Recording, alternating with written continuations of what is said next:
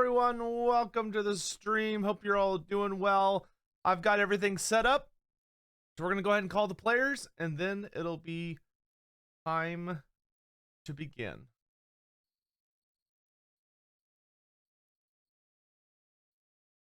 Hey. Hello. Hello, how is everyone? Hello. Hello. Oh, right. Oh God. How's everybody feeling? Cold. Cold? Fair enough. It is Yeah. 2 degrees here, aka Oh my God. like what for Fahrenheit for you guys? That'd be what, 32? Something like that. 30... Yeah. England, very cold. I believe it. I believe it. All right. Go ahead and get our city noise playing. So, we will have a brief little kind of reminder thing at the beginning here. Because I think everyone, it's been a couple weeks. Mostly my fault.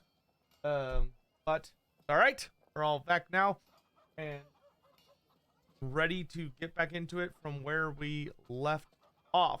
So, first thing we're gonna do is a couple of reminders. So, where we left off was that y'all have successfully become vampire slayers, and you managed to kill the mysterious vampire of Spittlefeld. Against the odds. Not only did you kill her, you absolutely massacred her, but nonetheless, she is dead. You did successfully discover that she was behind all of the recent spreading of plague that had been going on. So with her death, hopefully things in the Oswald district will be much safer and will continue to get better. But in any event, after you all left, y'all kind of scattered around town to do a couple things. Most notably, Rarit, you, Thind, and I want to say it was Astaroth. You three went to the park to kind of help Thind check in with his boss, Lurpin. But unfortunately, good old Lurpin was not super happy to see all of you, or any of you for that matter, and had apparently received some sort of missive from Sergeant Wolfguard of the Middenheim Watch, who apparently it claimed that Thind and a lot of you had been involved with illicit activities and were involved with something to do with the gangs in the Oswald district. And due to that, and of course due to the fact that Rarit and Astaroth kept threatening Lurpin, despite the fact he was surrounded by a bunch of the Middenheim Guard, Thind was fired and actually lost his job as a warden of the Great Parks. After that, the three of you headed over to the gate. Meanwhile, if you are looking, well, the other two, Sigmund and Dorothandril, y'all actually went back to Spittlefeld, where the two of you managed to speak with the dwarf brothers and learned a little bit more information about that missing shipment of arms you were so desperately looking for. Learning that they did not just kind of randomly go missing, but instead were taken by one of the Low Kings, a notorious and mysterious individual known as the Man, who you've heard little bits and whispers about, but have not actually encountered really, truly in any shape or form. But supposedly, his men have seized that entire shipment of weapons from Nuln, and they have probably vanished deep dark somewhere on the black market in the city of Middenheim. That being said, you did learn that Anton, who of course was a co-worker of Thin's and got Thin wrapped up in this mess, Anton may have escaped with at least some of the shipment and fled the city to the south. You're not exactly sure where he went, but for some reason, perhaps he got cold feet, perhaps he just thought he could get away with stealing some of the shipment for himself. You're not really sure what his motivations were, but he skipped town with as much of the shipment as he could carry, and has not been seen since.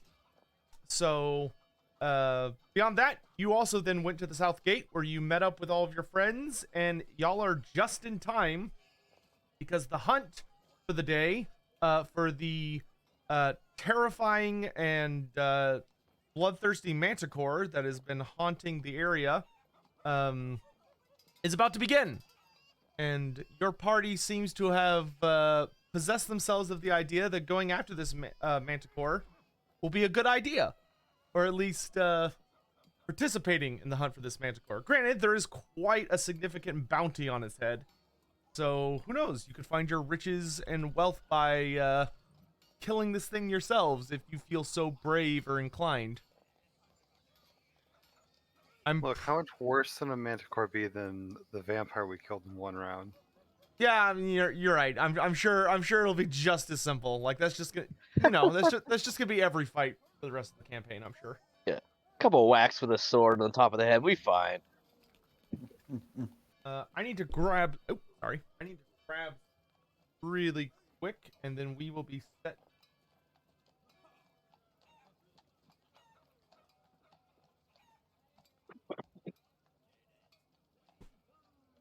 How's everybody, by the way? Pretty good. Good. Yeah, good. Doing well. And everybody's here. Yep, 1, 2, 3, 4, 5. Perfect. Does anyone have any questions before we get into it? The expedition that's heading out to find the Manticore, is it just like a bunch of people just heading out? Is this like a military thing? It seems pretty loosely organized. Supposedly there are, you haven't seen them necessarily yourself, today at least, but living in Middenheim, you have seen these kind of events frequently, in that there are normally a pretty sizable group of individuals gathering at each of the gates, who are from all different kinds of walks of life. Some of them are hunters, there's quite a few knights. You've seen companies of like the Knights Panther. There's almost the entirety of the Knights of the White Wolf, and many other knightly orders have been gathering, each hoping to be the ones that claim the Manticore's head. There are all sorts of, like, there are some nobles, there are various groups of outriders, there are quite a few people that have been hired by wealthy people to act as scouts or trackers or guides. It's kind of like a motley, disorganized army of hopefuls and adventurers. But there really doesn't seem to have been any great effort put into trying to organize everything.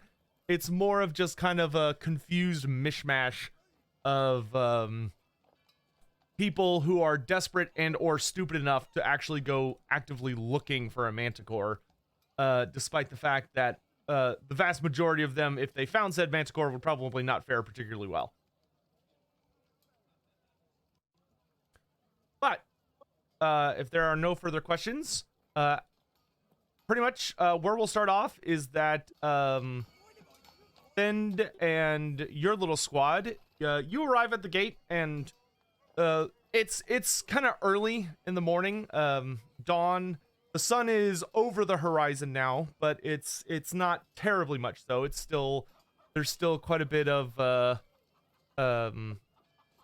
you still have a good number of hours before noon, and it's the same chaos it normally is, with hordes of people standing around or getting hyped up. There's no people singing and drinking and having a great time, not treating this as more of like a type of game or like a community driven event. Or there are some people you could see who seem very, very serious, numerous individuals, especially the knights, who are making sure all their equipment is ready, and they have various people following after them who are making sure they have all their proper equipment, and their like servants chasing after them or riding on smaller horses meant to help keep up their gear. It's just kind of a chaotic mess like it normally is.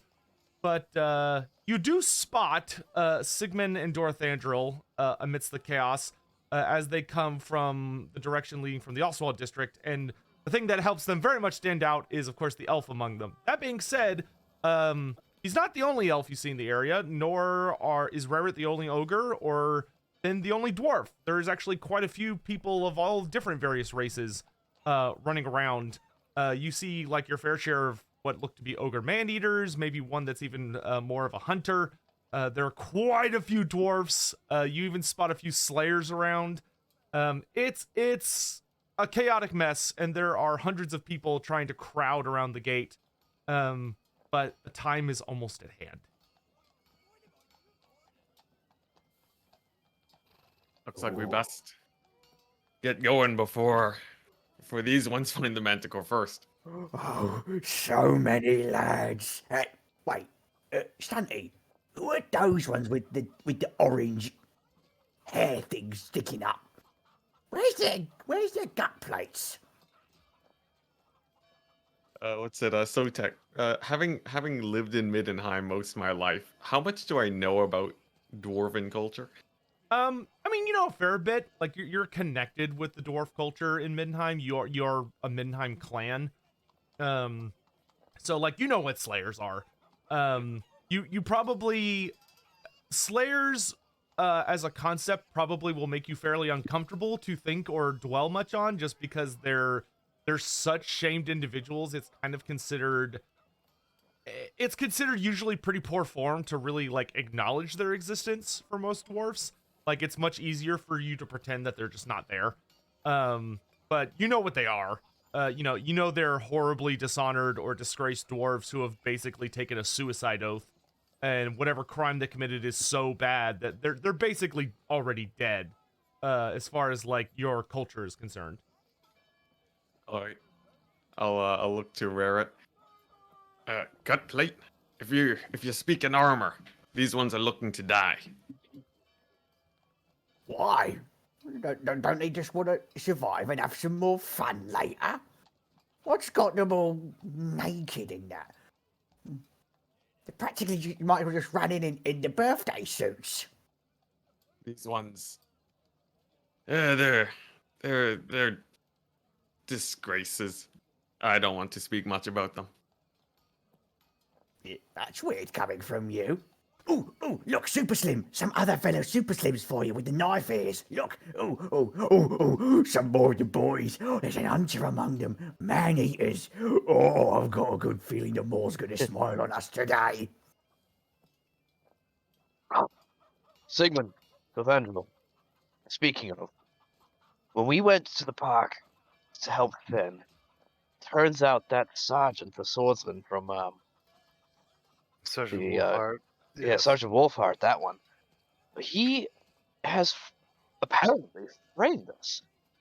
Then was fired from his job as his boss received a notice stating that we were part of gang-related activity in the Ostwald. Keep in mind, I know you know this. This is the same gentleman that we presented a vampire head to prove that we slayed a vampire, got the Spittlefeld out of quarantine, and went about our day. But apparently, at some point after that, we have been framed for gang activity. I'm shockingly not surprised at this. So, I'm fairly certain Wolfhard considers walking into the Oswald to be linked with gang activity. aye, this is true. So when we are done with the Manticore hunts, upon our return, we're definitely going to have some more problems at hand. On that note, so there happens to be a sudden proliferation of black market guns in the Oswald, and you all visited that quaint little drinking dive. What? The drowned rat? Yes, that one. They gave me a good piece of broth. Not as strong as what I'm used to, but still quite nice. I actually didn't go inside. I had a very nice young woman advise me not to go into that establishment. But I did see it. I Well- can't go in because I'm too big. They don't apparently like questions. So, if you ask questions there, just be aware that there are many people without guns that may not enjoy your revisiting. Slim lead belches are nothing. We'll be fine.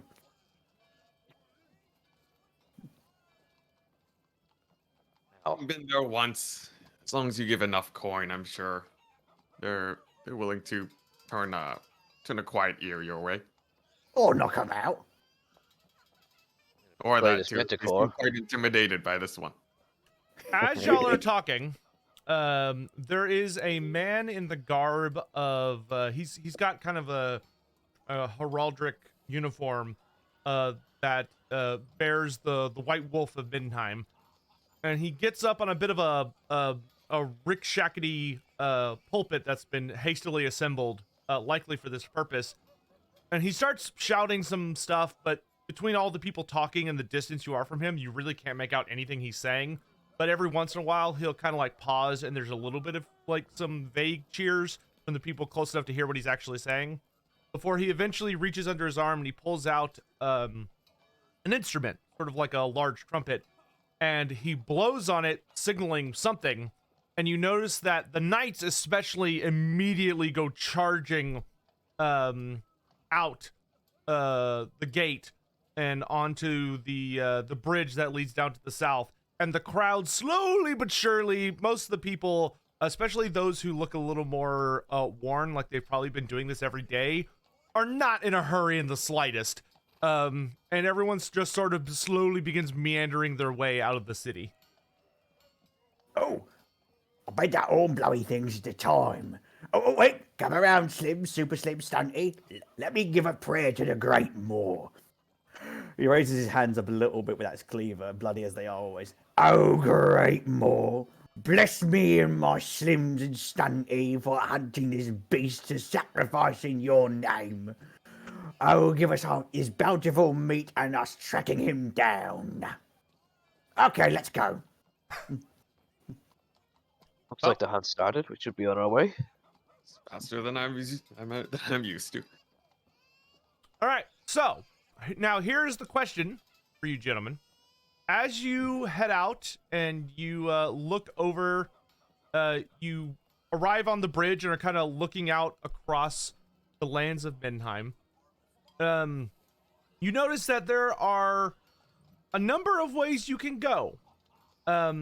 This is the Duchy of Middenheim, so this is the actual land currently controlled by the Todbringer and the likes. So, what you kind of have to decide here is, where would you like to try going? The crowd is generally kind of moving in two directions. Some of them are taking, and this map's a little deceptive. The south road that you're currently on is more going this way, and then it would go this way if you were following it south towards Altdorf. If you go straight west, you end up more towards Drakewald.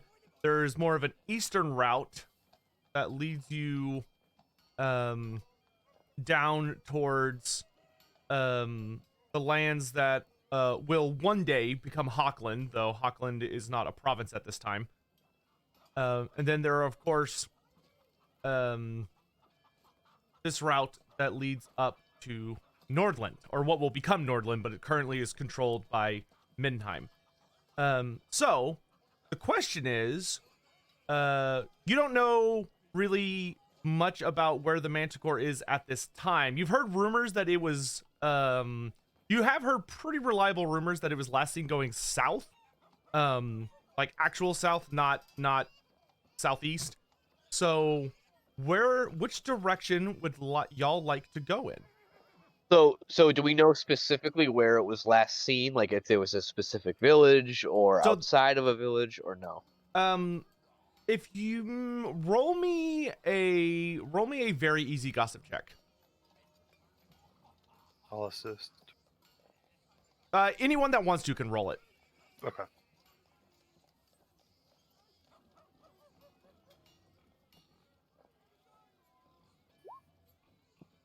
All right, that's pretty good. So, asking around, especially amidst kind of the horde of people as you're going, you're heading out the gates. Most people seem to feel very, very strongly, especially those who look like they've been participating on the hunt multiple days. Say that the last time they've heard anything that they would really consider reliable is that the Manticore was seen very close to or heading towards the town of Schoninghagen, which is along the road south that'll eventually, in the long way down, take you to Altdorf. So if you look at, we can actually switch over to this map for checking this particular part out. If you see Middenheim is here, Schoninghagen is here. Okay. So having gotten this information, I'll turn to the party and say, I believe it is in our best interest to head to where the Manticore was last seen. We can speak to some of the locals there and find out if anybody has seen anything even resembling a Manticore in the sky, and then from there find out what direction it went from there would be a good place to start. That way we can kind of be right on its heels depending on where it's going. Does that I sound like a agree. plan? Yeah, I agree. I just also believe there'll be others as well, which isn't a bad thing if we do encounter it. All right, so Faster we move and just, the more information we get, we can try and stay ahead of everyone else. That should be a priority. all right, so y'all are going to. I think we already advanced the calendar, so it is currently the 20th of Yarrung. And I'm going to go ahead and add everybody's favorite ball map here, which will represent where you guys currently are. So, y'all want to head south along the road to Schoninghagen? Sure. Yes. All right. You begin making your way out, and now the true question, the final question I have for y'all before we kind of really get into traveling is, do y'all want to follow the main road and kind of stick with the main body, or are you wanting to kind of set off through the forest, which may be a shortcut, but it may also be more dangerous, and you also are much more likely to get lost? Well, Let's not divert from the road. Yeah, I have no experience as a woodsman. I'd prefer to stay on the road. I just Well, walk on whatever. I have many years of experience hunting in the woods, and I've been doing it for a very long time. If the group trusts me and say take a chance, if we decided to go through the woods, it might be a shortcut, and I can definitely lead us through, or at least attempt to. I mean, I saw the Manticore, remember? And that was in a bit of a woods with all the bodies in that. I agree with you, Hairy Slim. Okay, I've got like a 2-2 split. Yeah. As long as you promise Well, that we're I'm not sure going the to attack roads those bodies. are the natural habitat of manticores or wyverns. What is it exactly we're hunting? A Manticore. Manticore. Big flying bugger. Besides, they like mountains a lot and secluded areas from what I remember. They don't Not do only- roads unless there's a bunch of them wanting to attack. Not only that, the larger the group on the road, the more attention it will draw from God knows what. Bandits, beastmen, whatever might be lurking around. If we stick just together and find our own path, we'll draw less attention to ourselves. I agree.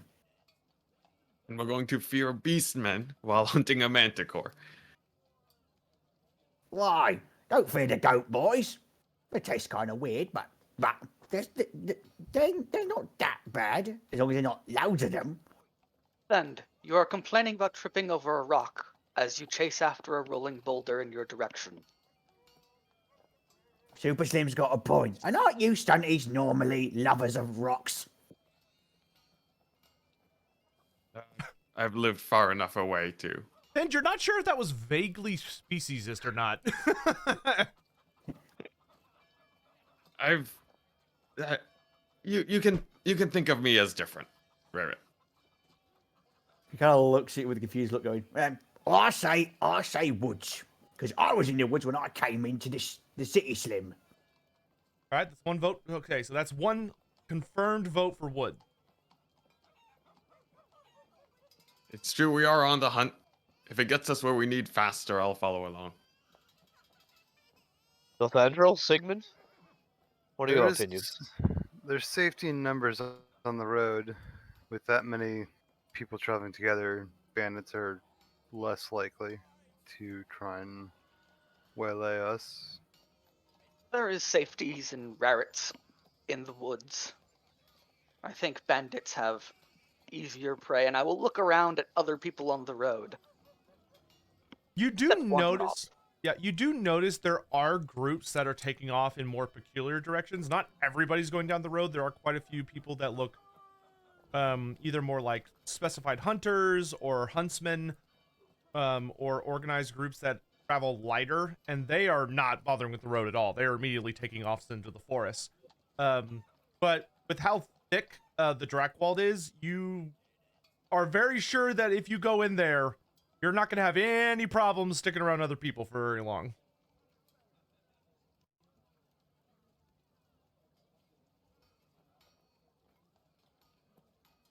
You believe a group consensus has been formed? All right, y'all going through the forest? I would say so. Reluctantly. All right. So, as you're heading down the vast bridge that leads down to the actual ground from the Faustschlag, all of you kind of get like a weird feeling. Even the ogre notices it.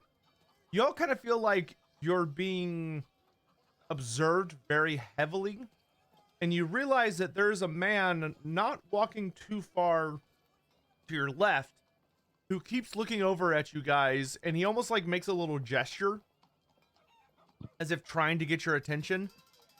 And when he realizes that the more observant of you are actually looking at him, he keeps kind of like tilting his head towards the nearest patch of the Drakewald, and he gets out a little bit ahead of you.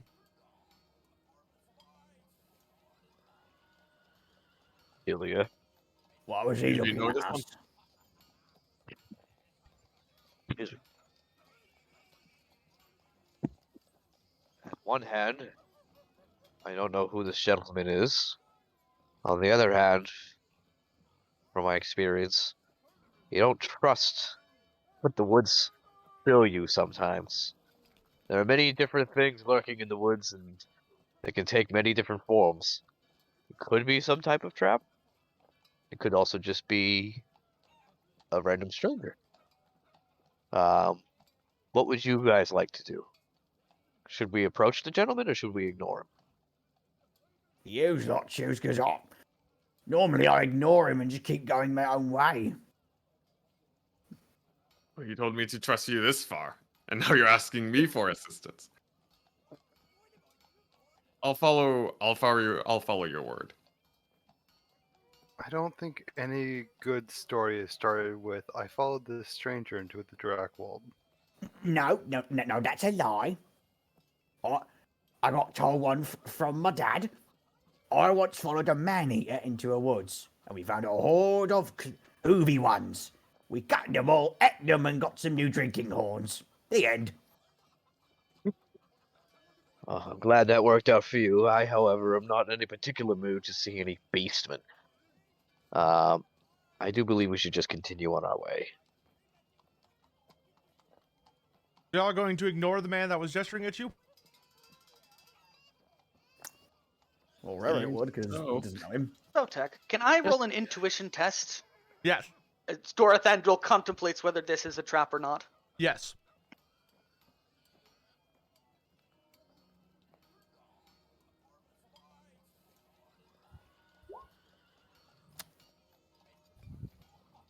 Uh, This could be very You- interesting. you feel very You know, despite the fact of his rough and grizzled appearance and the numerous scars that he had on the visible parts of his body, this man looked very sincerely dependable. And it's likely that perhaps he's heard of your heroic deeds and he merely wants to assist you or stay safe by traveling with you. Perhaps he knows a secret way to the city up ahead. I mean, he could be a local. He could be in need of help. He was alone. Most people aren't alone here.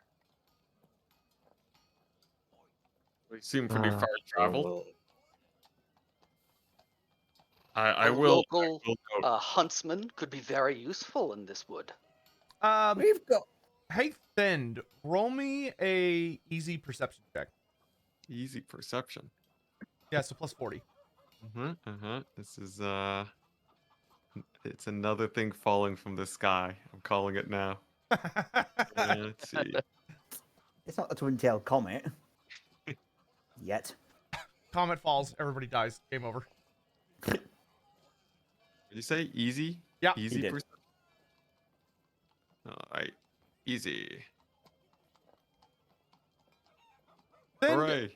as you kind of are briefly thinking on the fact that whether or not this guy was local or not, one thing that sticks out to you now that you think about it is, unlike everyone else, the man didn't have any gear.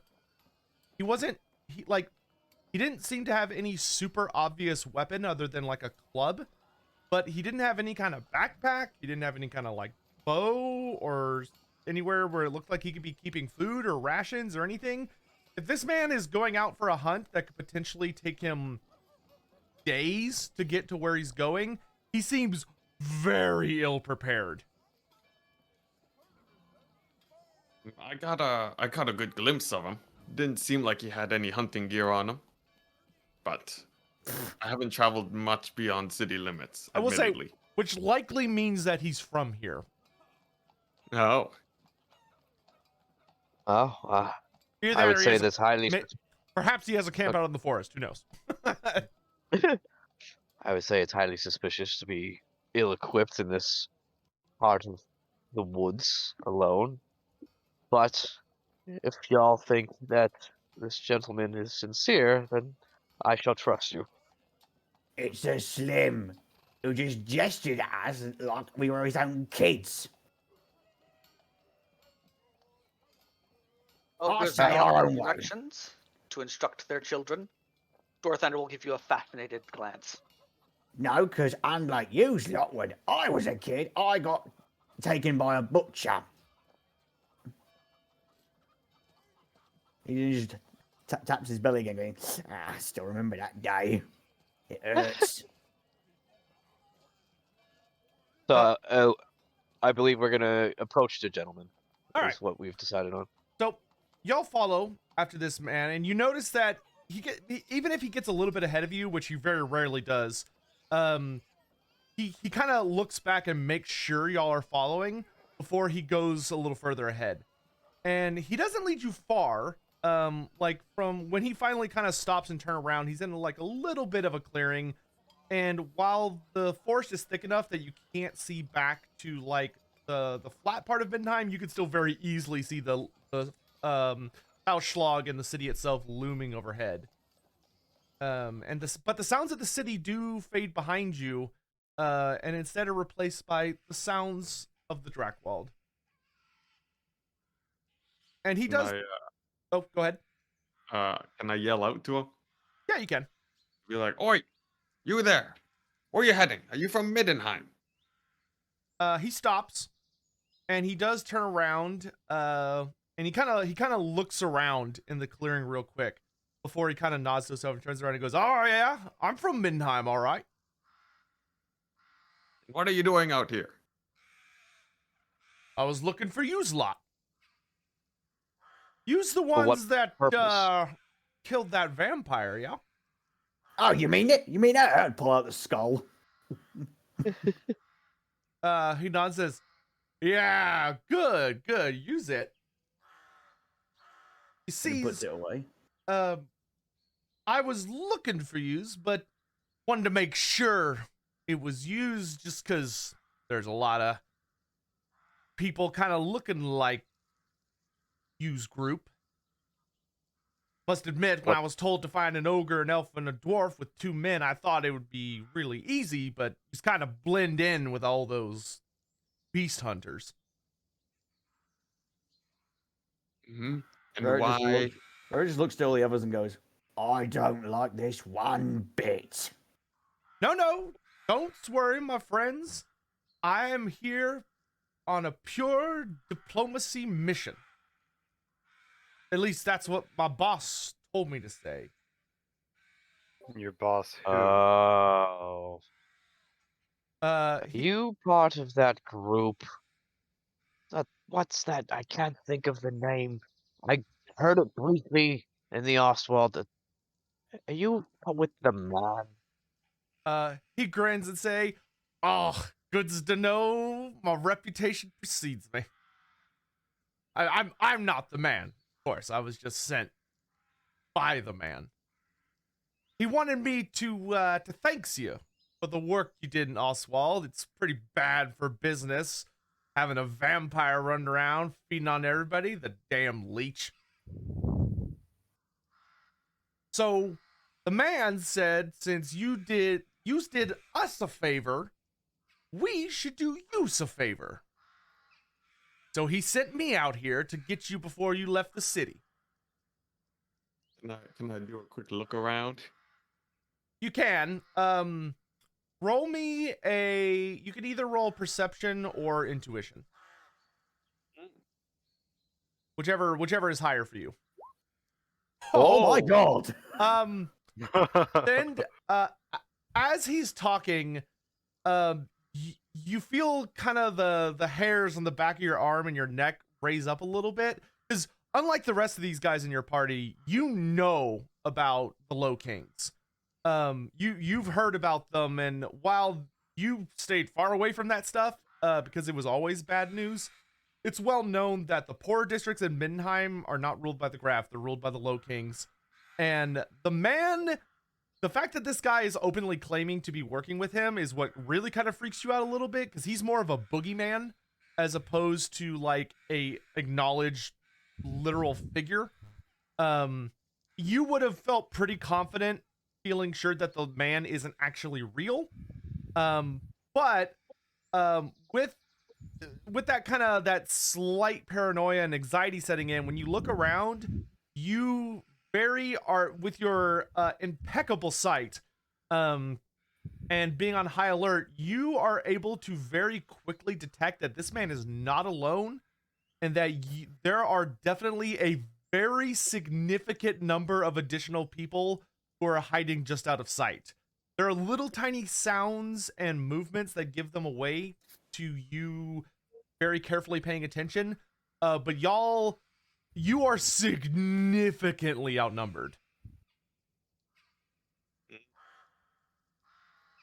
Let's see. Who's in the back of our group?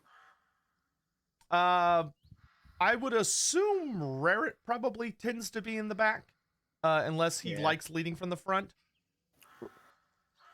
Depends on the day for Rory, but I would have said today's the back because he was reluctant to follow the guy.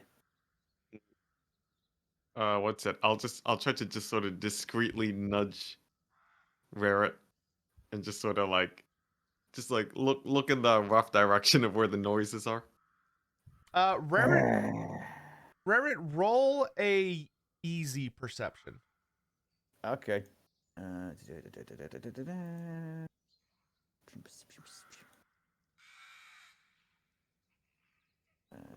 Just easy, right? Yep.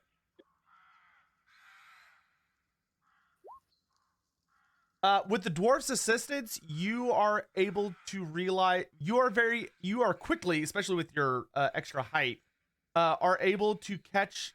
You notice that a number of the trees, the shadows do not fit properly, and they look very suspiciously slim shaped. Let me guess, you're pulling us out here for your silly shadow tyrant just to gut us because you don't want to do anything about it. I can see your boys in the bloody trees. Come out, Slims! At this, the man at first, he looks like I wouldn't say genuine. He looks over exaggeratedly hurt by the accusation, but then when you talk about all the people around, his attention switches to more impressed. He said, "Oh, see? No wonder you got managed to get that vampire. Look how smart you five are." But like I said, Really here to do us a favor? yes, I said I'm here to do you a favor, but let me finish. Here's the thing. I came here with my lads because you killed a vampire. Now, I don't know how real tough vampires are, but from the stories my dad told me, they're supposed to be pretty nasty. So I just came with a little insurance. But we're not here to gut you.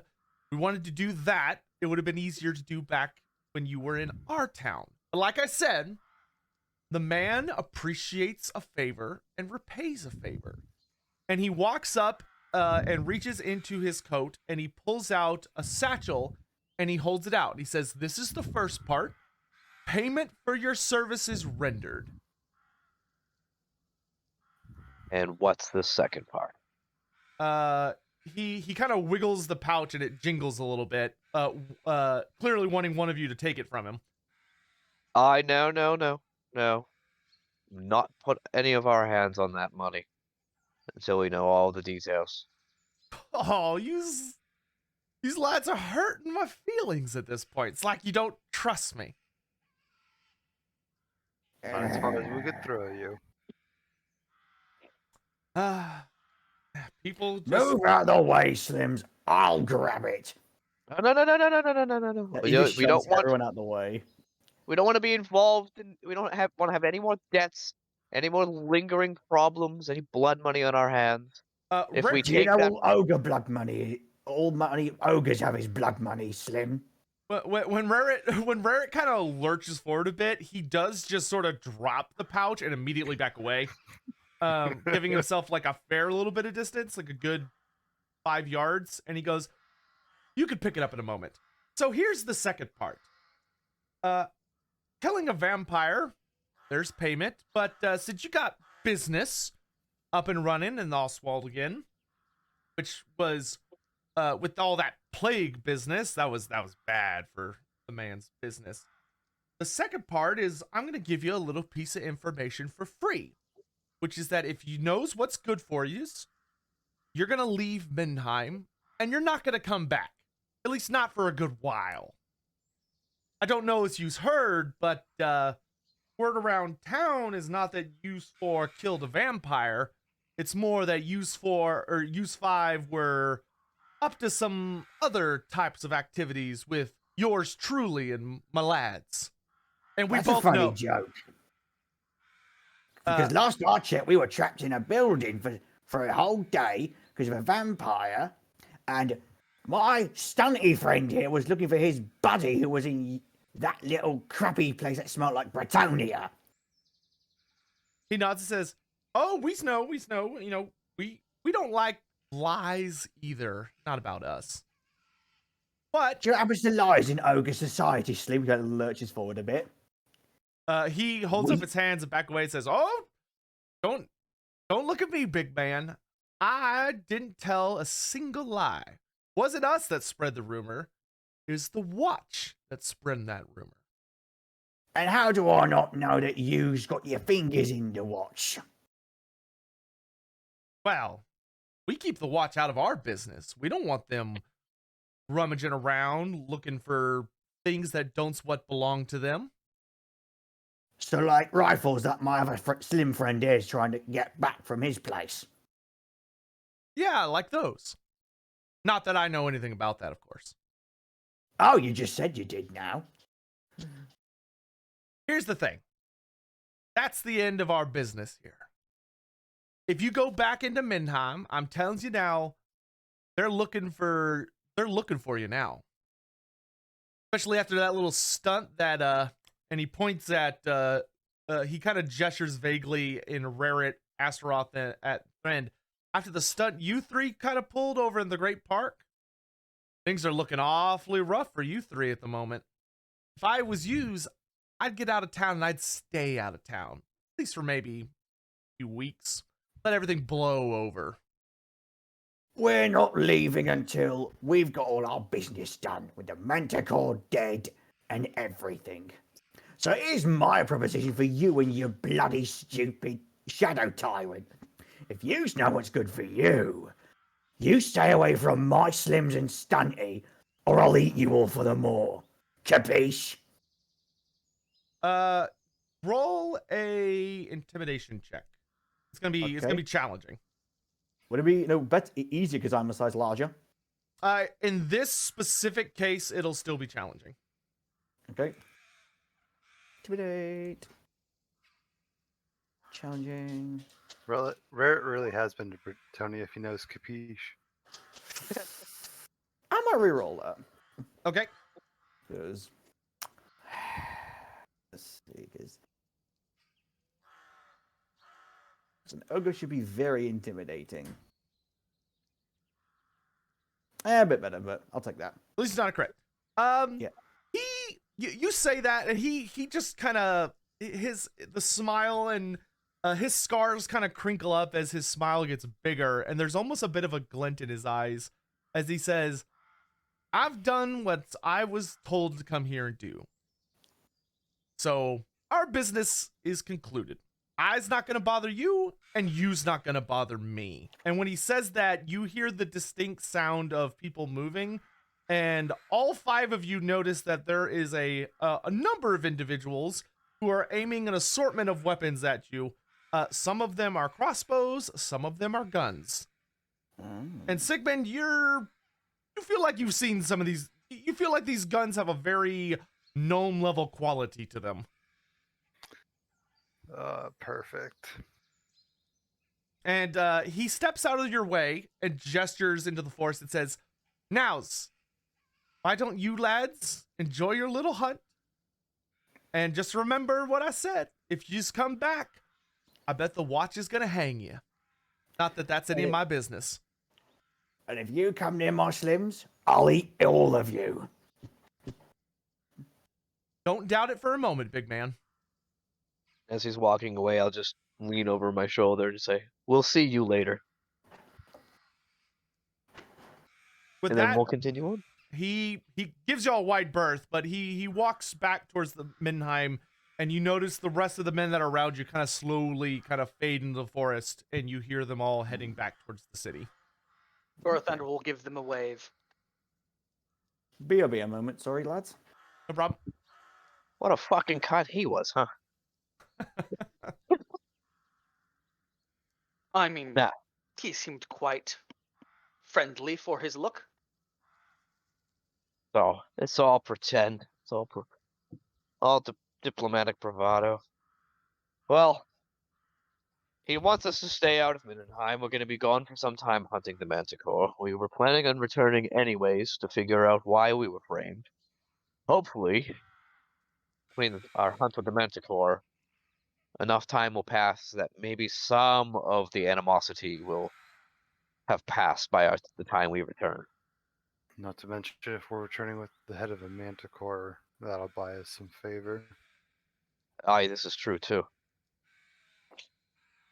What's it? Then's gonna check the pouch. All right. Then as you lean down, you pick up the pouch. You hear just a tiny bit of noise from it. And as you open and look inside, you see that there are 5 gold crowns. All right. That's a lot of money. Satisfied, I close it up. Looks like it is just blood money, and I'll toss it over to what's it? Whoever's looking at me most keenly. Gorathander with the no money. I toss it to Dorothy Angel. You can have it if you'd like. Spread it amongst yourselves. I have no interest.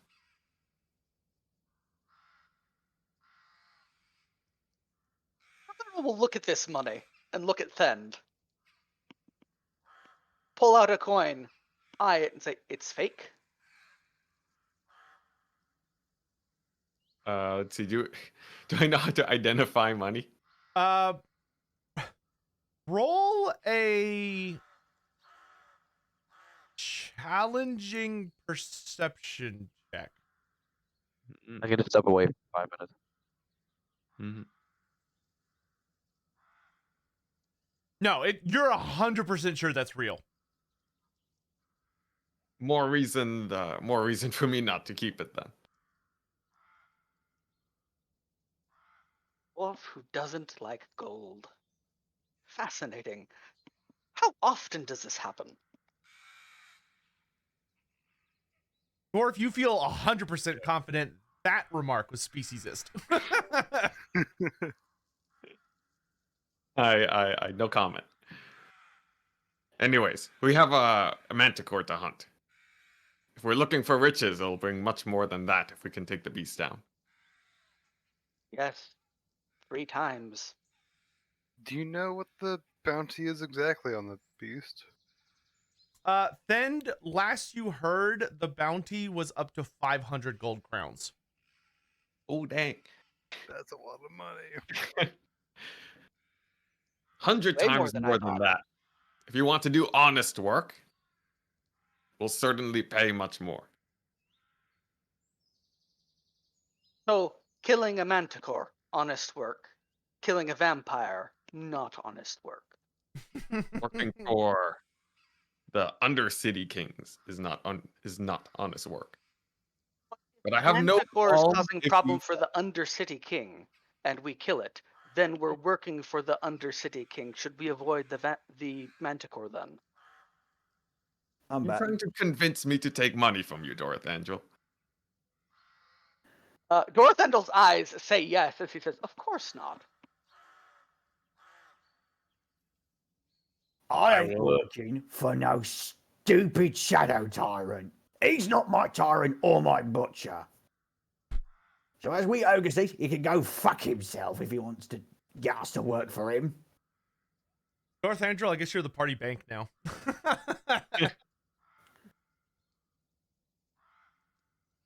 Hooray. Now, we'll make a lot more if we can start moving. Let's go. I Let's don't find want this any more of this beastie. conversation.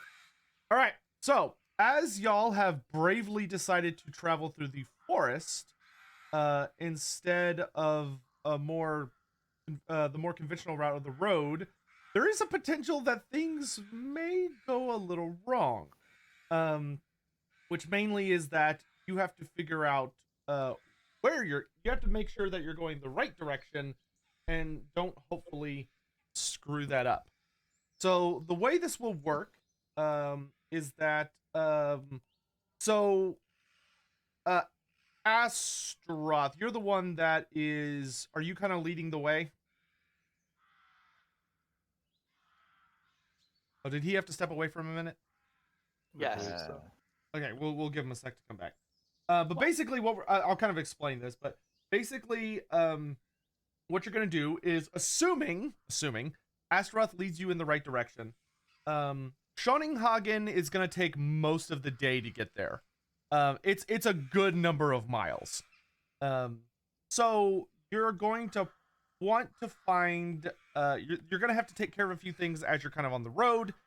Being that you're probably going to want to do a little bit of either as a group, you'll kind of decide, do y'all want to try and push yourselves really hard to get there as quickly as possible? Or do you kind of want to just head there at a more reasonable rate and focus on, in which case you're probably going to need to worry about foraging for some food on the way there, either looking for something to hunt briefly, or maybe looking for a stream you can get fish from, or some plants that are edible. I don't think any of you have anything much in the way of rations. That reminds me, and since you made a noise, you get the one to be the one that rolls it. Rare it, roll me a D100. Okay.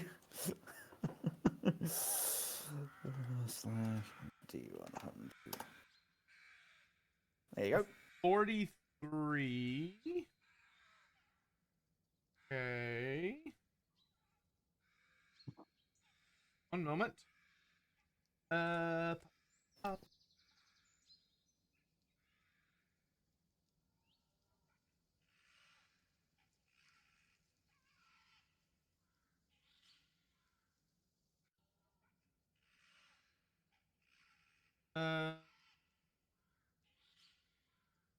Okay, so we're gonna add a plus n, so it's gonna be a 53, and we are in spring.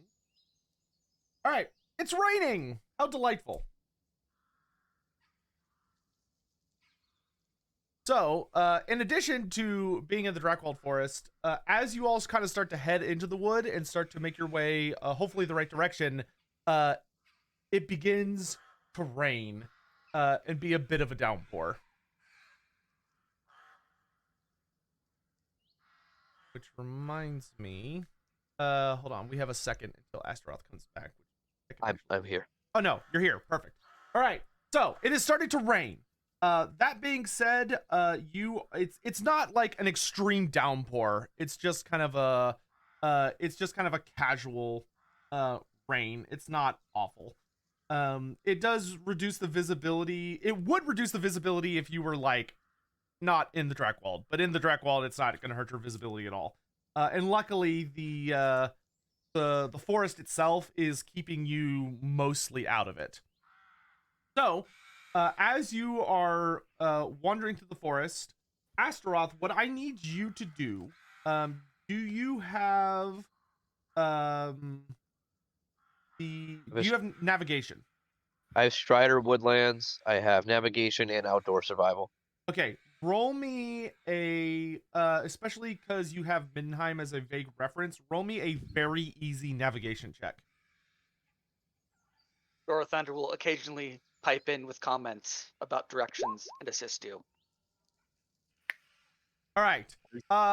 Although the rain makes it a bit harder than you intended because the city kind of fades from view, so you kind of lose your easy reference, you do pick a direction and you feel confident that this is indeed the right way to Schoninghagen.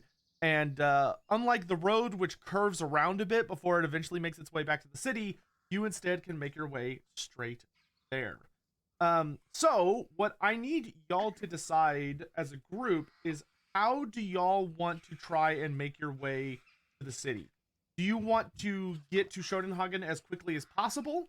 Or is your goal to kind of take it a little easier and not risk making any like notable mistakes or tripping and slipping and stuff like that? Do keep in mind you have a dwarf with you, so he is going to slow you down a little bit due to his not as great stride. Oh, we're already on a pretty good path. We're already more than likely ahead of the group that's on the road. I don't see any further need to rush and put ourselves in harm's way. I'm confident that we will make it to where we would like to go a bit faster than the rest. I would normally say we keep pushing on, but Stunty is very short-legged, so we could slow down a little bit for him. Not go too fast. Couldn't you put Send on your back? I'll have one of I that look item. like a mule to you? Oh, but if we're that concerned about speed, the time is of the No. essence. The You as a Manticore's mount? not going anywhere. We can hunt him for a little bit. And besides, we are going back to that place because you, Elfie, and me want to go see that fire. True. If And I it would isn't really Turtle, much enjoy to watch you eat that gentleman that we met earlier. I'm going to do more than eat him. I'm going to do it in the street in front of everyone. I have a big smile across my face. All right. So what? So is that what we all would like to? Is that how we all want to proceed? What about you, Slim? As he just looks over towards Sigismund. What about you? I'm following a Astaroth here. I've got no frame of reference in these woods. That's fair enough. On your So- lead, then, Rough Slim. All right. Roger Asheroth, that. because you have Forest Strider, you're pretty good at moving your way through the forest. Not a big deal for you. In addition to that, between your navigation check, you're actually able to lead the party very, very diligently through the forest, and y'all end up making pretty fantastic time. The only thing I need you to roll, and any number of people can roll it, or you can join up and assist each other with it, is y'all will need someone will need to roll an outdoor survival check because y'all need food as you're making your way to Schoninghagen. That's probably going to be the only issue you run in with the rain. You could literally, like, it's not that big of a deal to get some water, especially flowing down from the trees and stuff, and the water is just fine. But you may start running into vague hunger problems as you are pushing yourselves through the rough terrain of the Drakewald if y'all don't get your hands on something to eat soon. Yeah. Question, GM. Could I change that to magic because of how I've done food so far? Ooh. Wait, say that again? Could I, because of how I've spawned food so far, right? Could I also do it through my magical sense? Not for this particular purpose. The only time you'll be able to use magical sense to try and detect like nearby creatures, I would allow that if you were a beast wizard, and I was referencing produce small animal to eat. Oh, I mean, you can just cast the spell if you want. Yeah, I'll do it up for Rarrett, just so he's always got food. Okay. I mean, do you want to see how the outdoor survival checks go first before risking a miscast? I'll see how it goes first before I do that. Okay. I'll see how it goes first. I have a total of 45. I don't know if anybody else has higher than that. I do not. And so it's worth noting the way outdoor survival works is if you succeed, unless you have a talent that improves your outdoor survival's ability to gather food, basically, if you succeed, you'll get enough food for yourself. And then for every 2 success levels, you'll get enough food for another person. Except for Rarrett, he requires 2 people's worth of food. I'm just looking at something in the book real quick. All right, and this is a challenging test. Because you have a skilled Forest Strider with you, I will allow it to be average in this case. Especially because y'all aren't pushing yourselves terribly hard. All right, I can't help anyone, so Dorothandrel will look for berries or something on his own. Okay. What level outdoor survival check do you want me to roll? Average. Average. Yeah, I will also be looking myself. Oh, Ooh, this is The city interesting. boy got some food. All right, Sigmund, you come across a bushel of berries that you hope aren't poisonous, but it is actually you're able to be like, oh, okay, that's not too terribly bad, and you find enough food just for yourself. Actually, oh no, sorry, scratch that. You find enough. It's only in 1 success level. You find enough food for yourself and 1 other person. The other 2 of you, on the other hand, you run into significant issues, especially Dorothandrel. Dorothandrel, as you're kind of moving through the forest and you're pushing yourself, you're using your elf eyes to try and find things to eat, and you start pushing yourself more and more and more. You suddenly start to feel a little strange, and you can't help but notice you have a bit of a persistent cough coming on. oh no. Dorothandrel, your cold that you got earlier has arrived.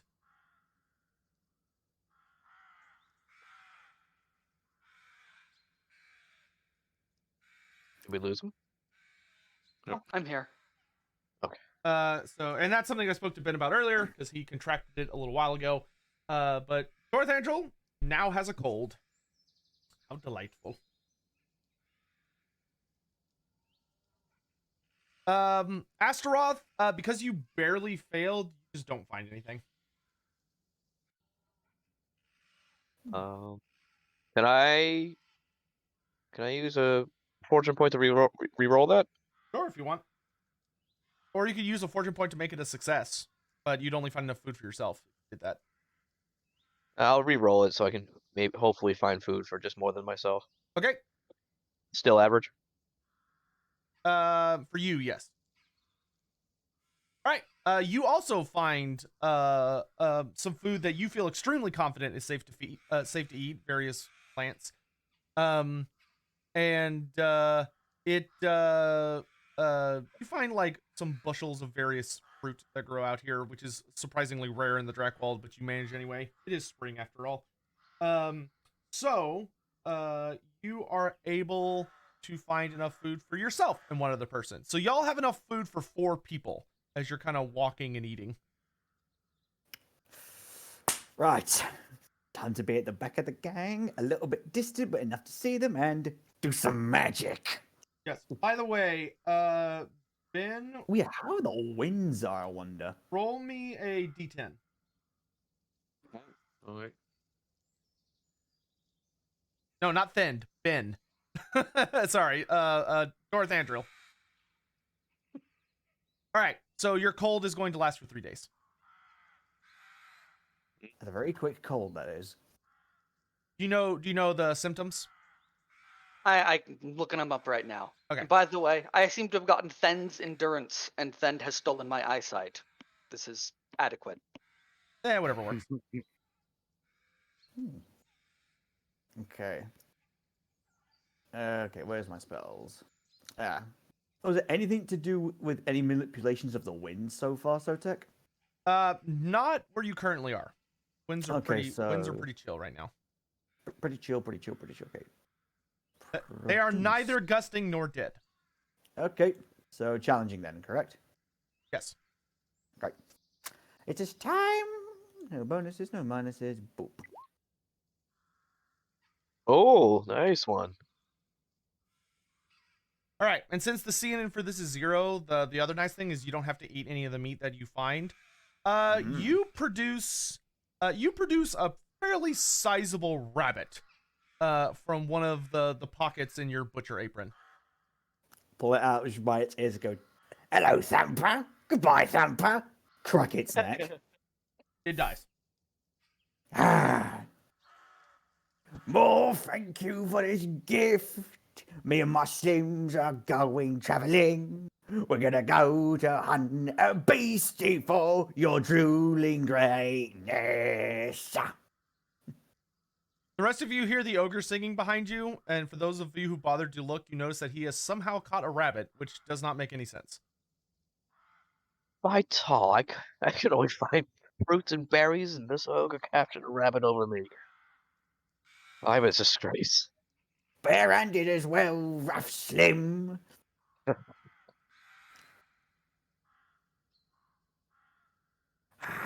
Dorothandrel, you do notice just the slightest traces of magic departing from the rabbit's body as it dies. Orthandrel sniffs. There's a severe lack of streams here. What are you looking at, Super Slim?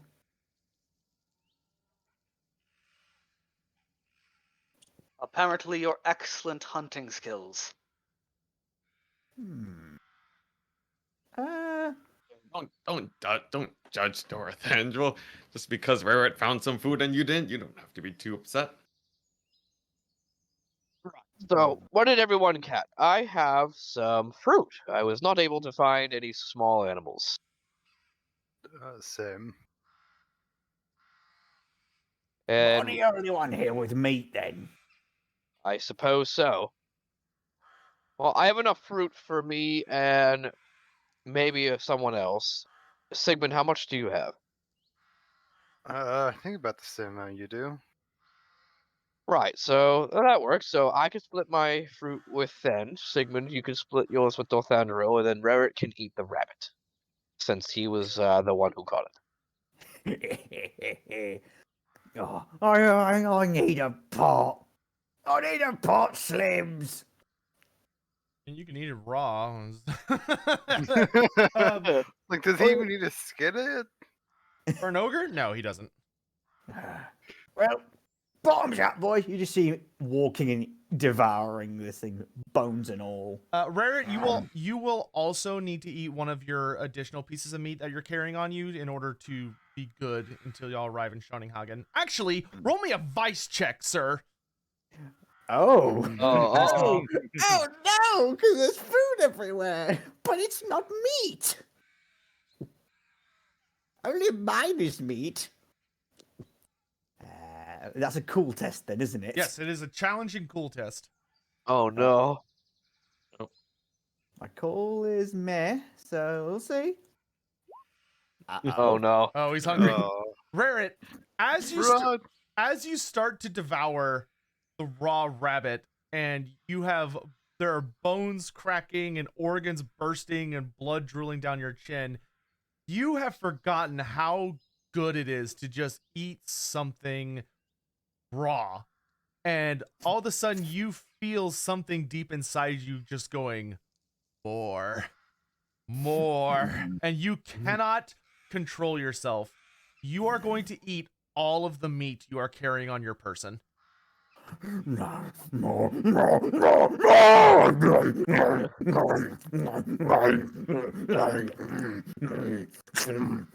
Yeah, that's pretty accurate. The rest of you who are unfortunate enough to bear witness to this are pretty disgusted because it's not subtle, it's not hidden, it's just absolutely nasty. Mr. Ogre, Yes. because you have indulged in your vice by eating all of the meat on your person, you will gain a single fatigue condition Ah, shit. as you exhaust yourself in a feeding frenzy. And you are covered in gore and gribbly bits. For the other four of you, it is one of the most disgusting things you've ever seen. And we just That walked was in a horrifying to vampire watch. Yeah. I can't imagine the amount of diseases that I guess anyone else aside from Rarrett would get from eating uncooked meat. Speaking of And what- disease, real quick, Dorthandrel, please roll me a I think malaise might give you a bit of a penalty, but roll me an endurance check as who was it that was sharing food with Dorthandrel? I think Sigmund. Yeah. Okay, Dorthandrel, please roll me an endurance check with the appropriate modifier to not sneeze or cough on him as he gives you food.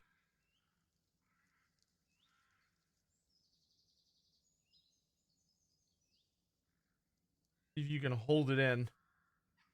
Jeez, we're all gonna get sick. It's terrible.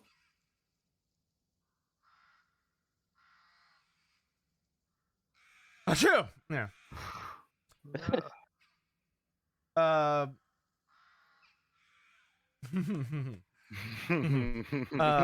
gonna roll a secret check to see if you contract or not. Actually, yeah, that's fine. What's your endurance? Whoever it was that gave 36. 36. Yep. Oh, okay. All right. So the elf sneezes on you directly in your face. It's a little gross, but hey, how many people can say they've been sneezed on by an elf? And despite the sudden burst of disgustingness, at least it's raining, so you're able to just kind of wipe it off casually. You all eat and continue venturing throughout the day. And it takes, you actually make very, very good time, thanks to Astaroth's guidance. And you do actually see, or rather hear before seeing, the town of Schoninghagen up ahead, just probably a good 3 hours after noon. So with bellies full enough, and not worried about thirst, though you are exposed to a bit of rain, which isn't a great time, you do eventually emerge from the Drakewald, and you see the town of Schoninghagen up ahead. And the thing that you immediately notice about it is that as you approach the town, its outer walls have a very noticeable part from the direction you're coming from, the north, where a part of the wall looks like something very heavy slammed into it, and there is a notable amount of blood splatter on that particular part. And there are some notable random various members of what look like the town guard kind of standing around it, either looking at it or scratching their heads or doing other things. Looks like something may have happened here. So, and just to clarify, as we're walking up, like you said, there's guards and stuff, so we can hear like the sounds of the town still going about its day, like it's not silent. Yes, it does Yeah, not okay. it does not seem like it is like currently under attack or something. Okay. But you emerge from the forest successfully, and you arrive in Schoninghagen. Oi, lads, what did I tell you? Your friend Astaroth has got your backs. We got through the forest, and here we are.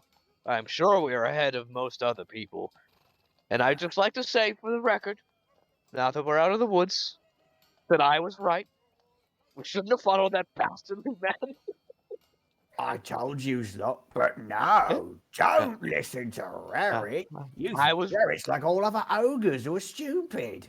Just like I tell my missus back home all the time, I am always right. My mum once heard me dad say that.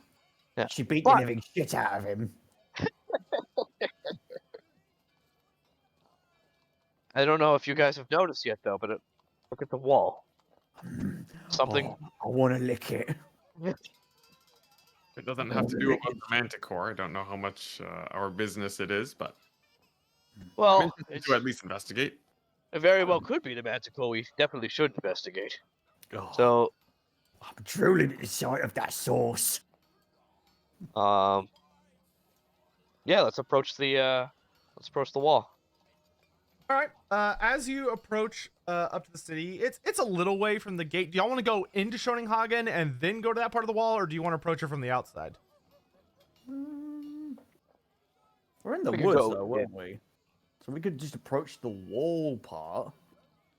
But that's up to you guys. Yeah, That's we can cool. do that first, and then investigate from the other side. All right.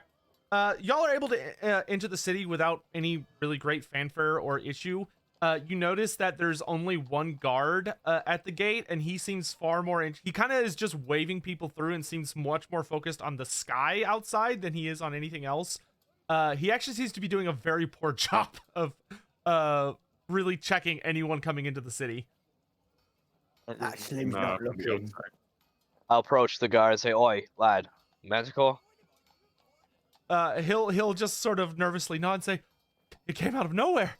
The night guard were just doing their patrols, and there was apparently some men heard a slam and some screams, and then it was seen flying off with a man in its mouth.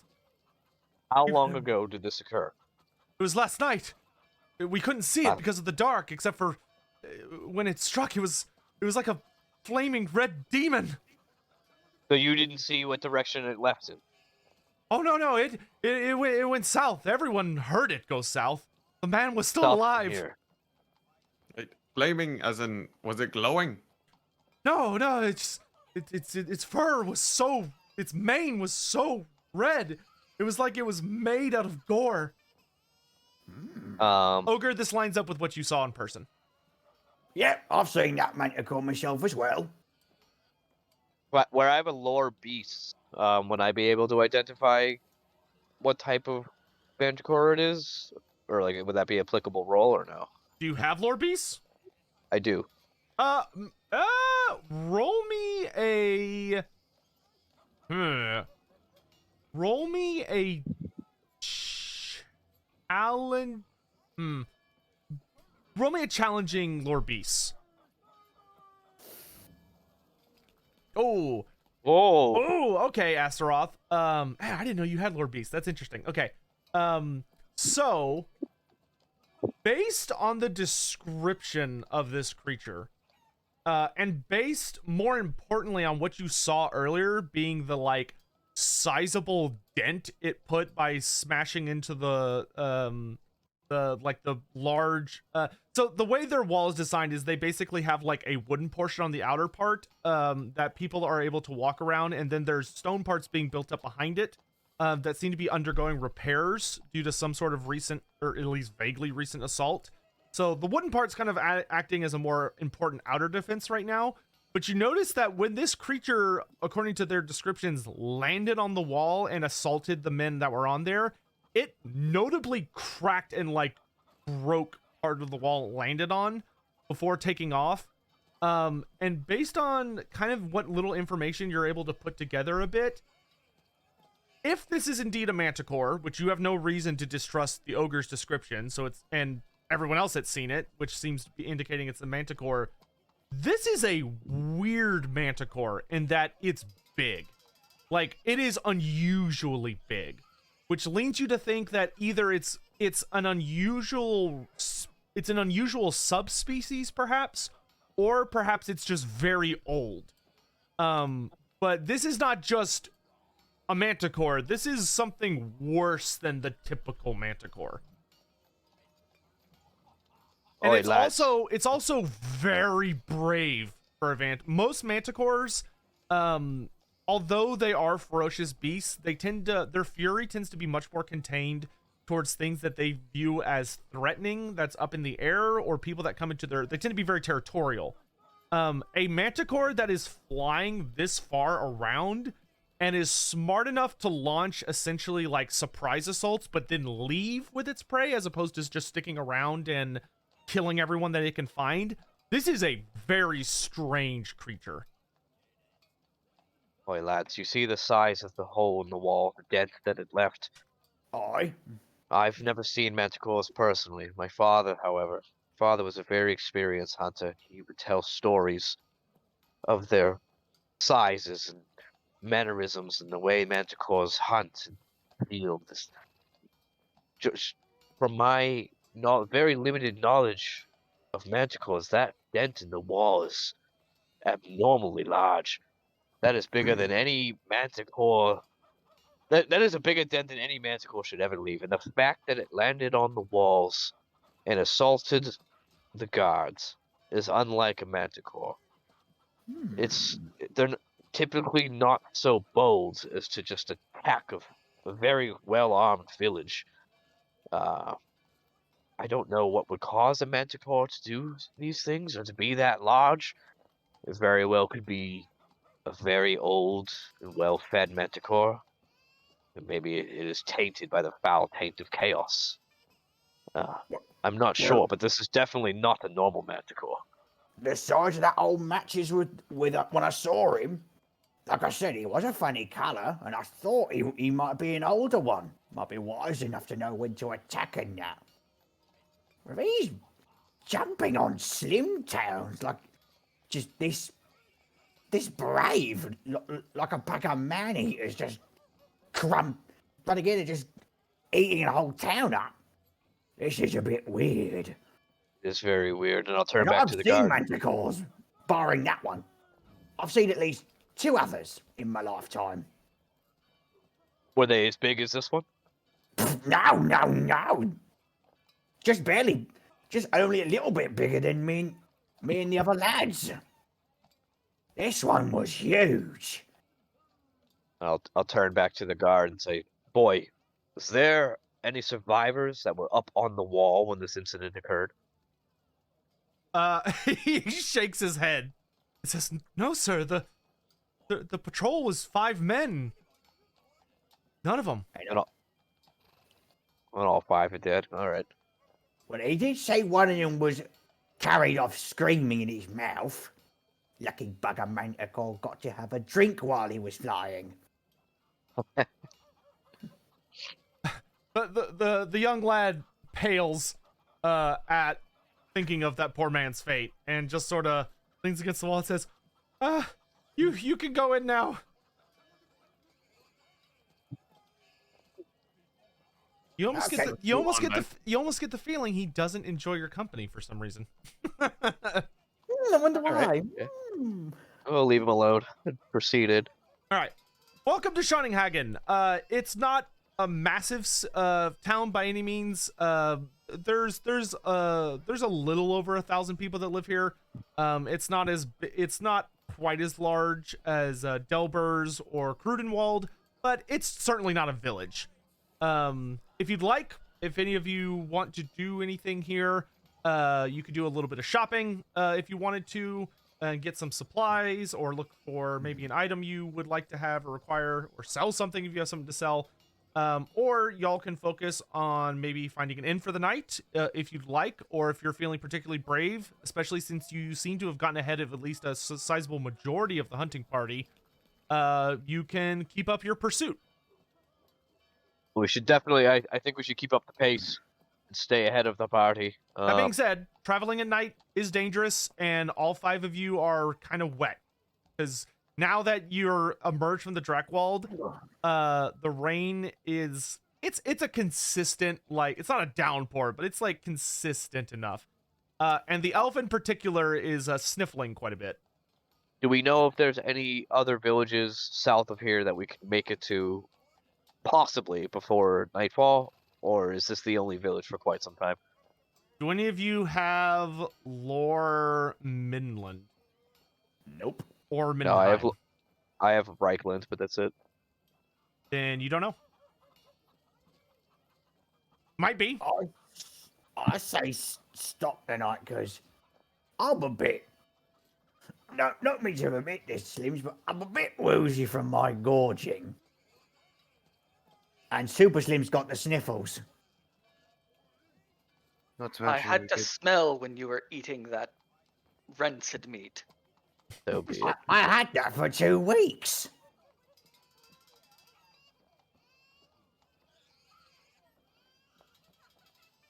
Okay, Sometimes it's we'll always stop better here for the when night. it's fresh. When it's a bit.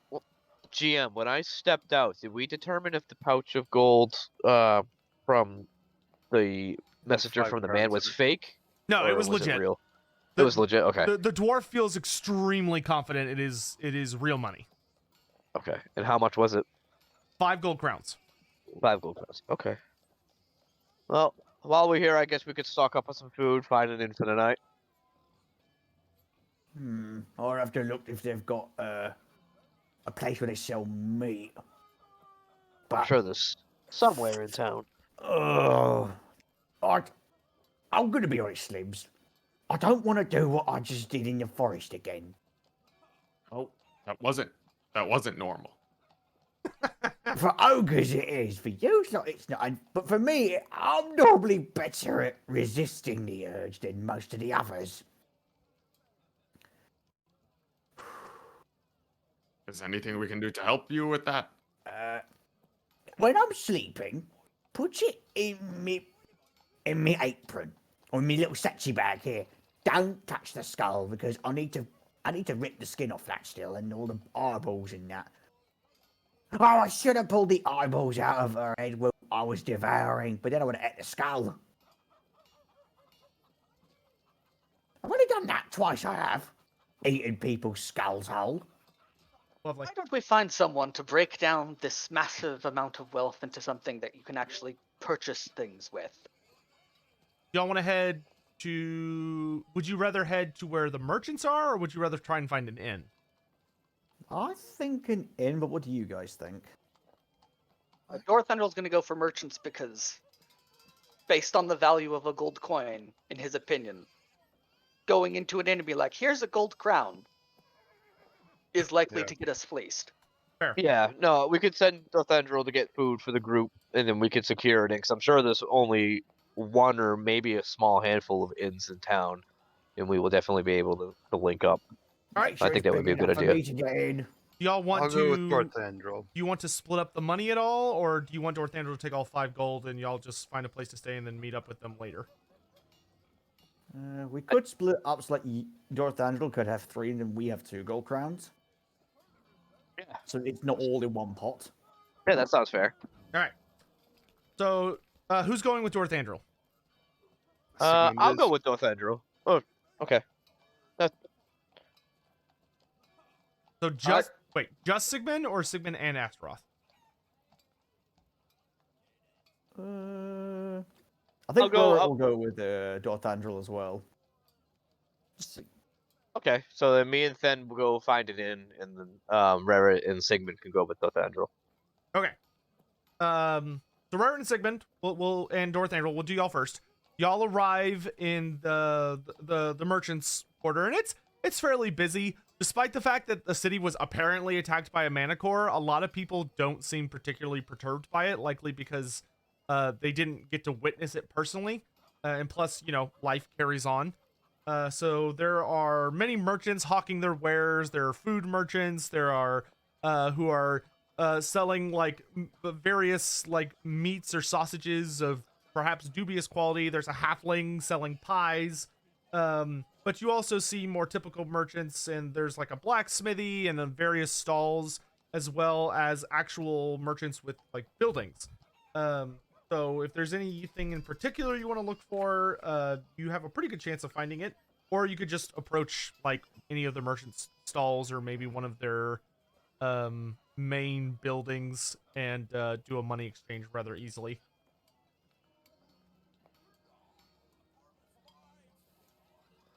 Alright, well, having given Hurls 2 of the gold crowns, let's get this broken down into something that I will look at the street vendors and general people around is something we can actually pay with. Makes sense. All right. Fair enough. You just want to head into like a reasonable looking merchant and do an exchange? Yeah. All right. How would you like it broken down? Do you just want all silverback? Do you want some brass? Silverback and then a few of the shillings in brass. All right. So you speak to one of the merchants, and he basically offers for one of the gold crowns. He offers to give you 15. He offers to give you 15 silver shillings and 60 brass pennies. He'll actually do that for every gold crown if you want. So if you give him 2 gold, he'll give you back 30 silver and 120 brass.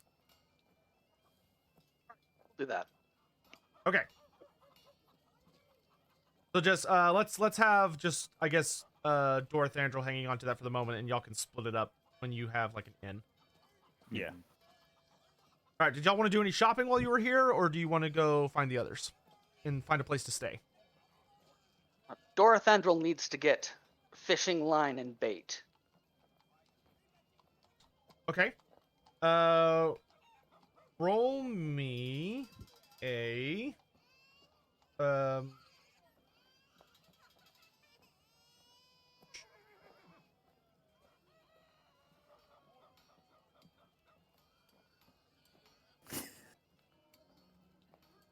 Yeah, you're able to find that very easily. You're not even gonna have to roll for it. All right, so you're able to locate a shop that specializes for like hunting gear, fishing, and all that kind of stuff, kind of outdoor survival type stuff. And when you walk in, he seems pretty amicable, and he offers to sell you a set of fish hooks. He offers you 12. Along with a fishing line. He offers to give it to you for 2 silver and 10 brass.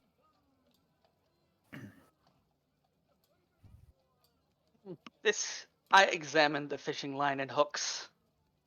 Consider if they will aesthetically match what I will be like in the damp wood, and decide that this will satisfy.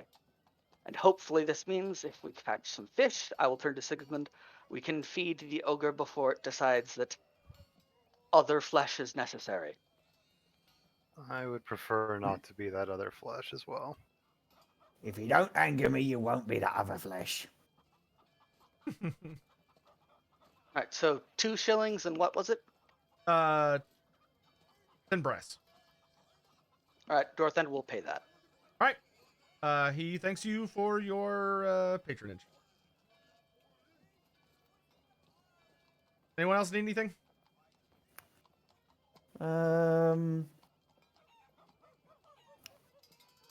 I doubt there's any like ogre merchants in this town. At No, all. but you do see a butcher.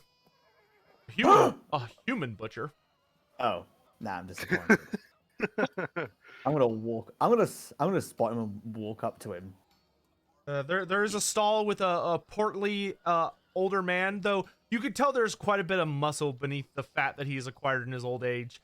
And when he sees you approaching, you see his hand like immediately drifts under his little stall to grab something below, and he watches you very warily as you approach. You're a butcher, Slim. I is. Oh, really? How long for? 20 years. Oh, okay, not bad, not bad. Little tiny bit longer than what I have as an ogre butcher. He nods slowly, still not completely confident that this is going to be a good encounter. Super Slim, come over here, please. He's shouting to Dorothandril. Here, just 1 second. And Dorothan will make his way over there. All right. When he sees the elf, he like his eyes kind of almost bulge a little bit in confusion and are flicking back and forth between the two of you. This man is having the weirdest day of his life. Yeah. If I wanted 3 hunks of meat, how much?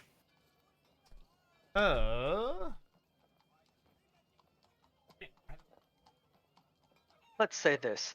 Do you have any meat you couldn't sell, and it would not be wise to sell to other people for being too long before consumption? Fresher is better, Super Slim.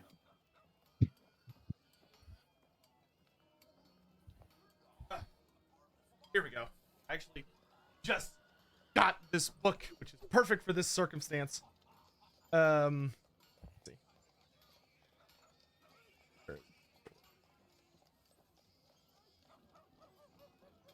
Ba, ba, ba, ba, ba.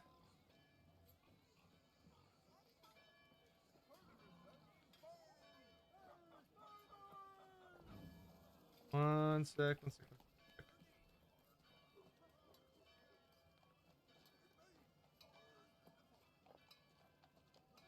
So he kind of looks and he goes, well, he kind of looks at, frowns at you and he says, Wells, I try to run a good business here. I don't bring that kind of stuff to my stall because I couldn't sell it, but I do have some fresh cuts if you'd be interested in those. Some hunters brought in a bit of I've got some slices from I've got some boar and some wolf that came in recently. I also have some wildcat, one of the beasts from the Crackwald, but that one's a little more expensive. They're a little more difficult to acquire. I don't have any pelts, but maybe you'd be interested in some of those. I also have some cuts of goat and Averland Longhorn as well. Rorik keeps every now and then when he keeps hearing the different animals, wipes his mouth because he feel he's drooling too much at this the naming of them. Going, sorry. How much for boar cut? For the boar cut, it's about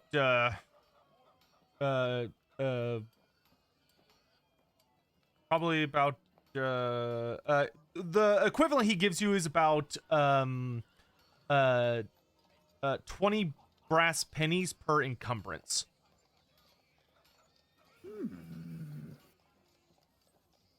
Can I have 3 of them, Super Slim? If you've got 60 brass. Dorothandra will slowly count out 60 brass. Rorik starts a little bit stomping his feet lightly like he's a child at a candy store. Yes. You could just give him 5 silver, but it seems a bit expensive, especially if you're trying to keep an ogre happy. You could haggle if you'd like.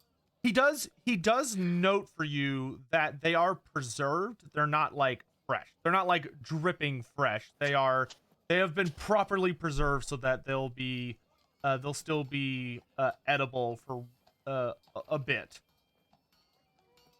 Dorathandrel let out a sigh and looked to you, Sigismund. Dorathandrel looks exhausted, weary, tired, and occasionally sniffles. He looks like he's about done with the day. If someone's gonna haggle, it's not gonna be him.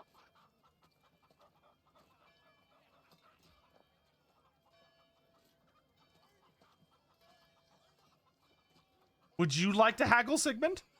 I would. All right, roll me. I've got the deal maker trait. Ooh, look at you, or talent. Okay, so Yeah, keep in mind whatever it says that you're able to do with it, and then roll me a challenging haggle check.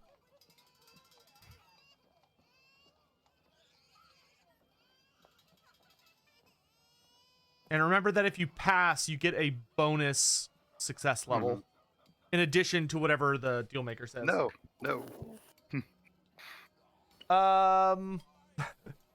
Do you want to keep that, or do you want to reroll?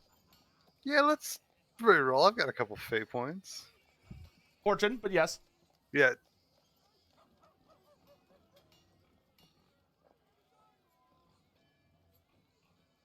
Okay, not as bad. Okay. So he kind of hems and haws a little bit.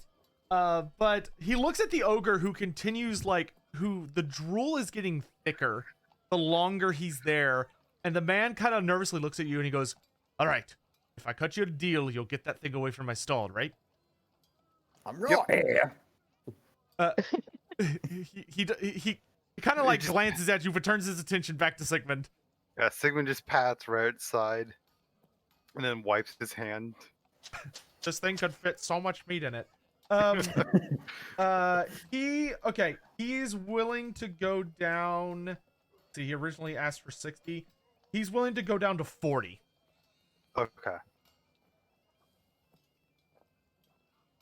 Dorathandrel will give him 3 shillings and a few pennies. Okay. He takes the money, and he reps the 3 encumbrance worth of boar meat, and he pushes it towards the ogre, and then returns his hand to grabbing something underneath the stall. Oh, thank you, Slim Butcher. And Roach starts putting it in his pouch where his previous meat was. He goes, It's 3 back from the 4 I ate. All right, add 3 encumbrance of boar meat to your inventory.